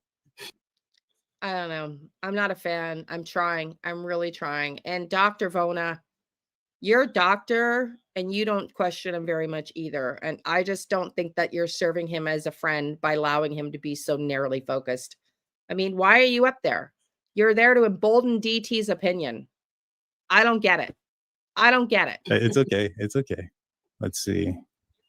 But yeah, No, I mean, never. I'm like, it's kind of like, Yeah, I get fed up with trying to explain the same thing over. Like, oh yeah, I don't believe. They're like, well, how do you believe Daniel? I see it in my comment section so many times. I'm like it's like I'm banging my head against a brick wall. And I'm like, it's not that I believe Daniel. I believe that the investigation and the results. It's one thing to have an accusation. I don't hang on the accusation. I look at what the investigation was, what the results were of the investigation. DT, you just proved that your intellectual ability to be neutral is not there, because you just read a police article and admitted one of the most important words, in my opinion. They don't have evidence to disprove the neighbor's narrative. And you went and jumped into, from that statement to making it your own, that these neighbors both got the day wrong. I'm sorry, you don't have an investigative mind for a true crime guy, in my opinion. I have never seen you show you have the capacity to think for yourself when you continually defend the articles the RCMP put out, and then you defend them in a way that show your bias. You don't even read the article correctly, but you want us to believe that you are not biased in your thinking. What should they have learned from the investigation? Like if you go into, I know a lot of people say, for instance, oh, maybe Daniel had a burner phone. All right, well, there's a couple of things that required a burner phone. For one, you have to put minutes on it, or you have to activate it. You also have to have internet service provided to it in some form or fashion. So there's going to be a digital footprint at your home of another device if it's on the router. Well, I can tell you one thing. He would never invite me back because I would not be that gracious. It's not that I want to argue with him. I just want to challenge his thinking. And nobody does it. Nobody challenges his thinking. Because the service is bad, or if you had to go and purchase minutes and things of that nature, there's a financial footprint behind those things. And so when I look at just like one little thing that they have done, I understand that how much evidence you can find off of that one search, just off of the financial records. You know, a lot of people look, oh man, they looked at the financial records. They're looking for purchases of drugs. That's how they found the boot prints that they matched, was because they were able to look at Malaya's financial records, and then they found the purchase, and they went and they picked up the boots, and it was the same size and matched everything. So there is more to it, per se. It's not just face value when it comes to some of this evidence. And so I just get fed up. He's another creator, so I'm trying to be respectful of him as a person. I just don't align with how he thinks at all. I'm trying to explain that to folks. I don't try to be rude or anything like that, but my gosh. Like, I can't even read chat because it's like moving and I can't. Yeah. So here's the exact location of the footprints. I have the GPS location. And one of the things that interested me was that you have this blanket, and Michelle After Dark, another creator, she's about to get 100,000 subscribers. Go check her out. She actually watched the one of the episodes that we were talking about this case. And she pointed out, because she does a lot of things with someone's in this cot. I respect your opinion, DT. I just feel parents haven't been truthful. No kidding. Tracking and trailing with dogs and things of that nature as well, that it does appear that there is a trail here. You have a blanket, and then you have footprints that match, and there is a path that goes there. And we had a person drop. What's that? I think it's an old road. They used to use it, but they don't anymore. Yeah. Okay, my grandson's about to arrive, so we're gonna call it now. I don't know. He's done what I wanted to cover anyways. I wanted to talk about how he thinks the blanket wasn't planted, the blanket, the bath mat, and the t-shirt / sweater. I don't know, man. I really am trying. I'm going to listen to him some more. I'm trying to understand his thinking, but I just feel he's so biased towards Daniel. I've not heard, I don't understand. If he's trying to send another narrative, then I have completely effed and missed it. So thank you everybody for being here. We will be live tomorrow. I will be live tomorrow at 2 p.m. covering Jack and Lilly, and probably Tuesday 11 with Sebastian and Jack and Lilly at 2 p.m. Okay. That grass on the pipeline would have been over Jack's head in May. Well, I don't know, because in May in Canada, we probably would have been very low growth because the ground's still frozen. So no, probably not. They would have been, in my opinion, being Canadian. Thank you, honey. Nice to see you, honey.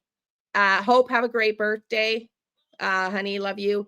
I don't know. I think in Canada, talking especially with Shannon, who came in the other live, being that she's local and the ground was still hard, right? In May, the grass wouldn't have been growing. It just wouldn't have been growing. My girlfriend from Truro would come up and talk to us, but she absolutely hates this stuff. But I don't think there would have been grass in May. It's too cold in Canada.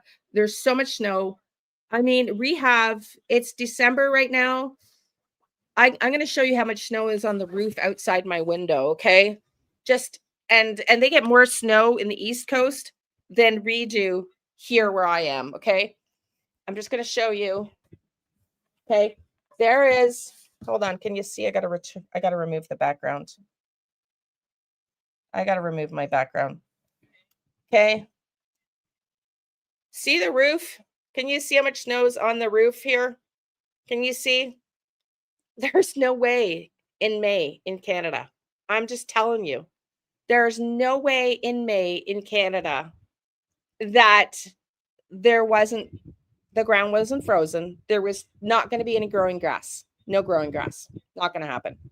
Okay, everybody. Love and light. We will see you tomorrow. Have a great day.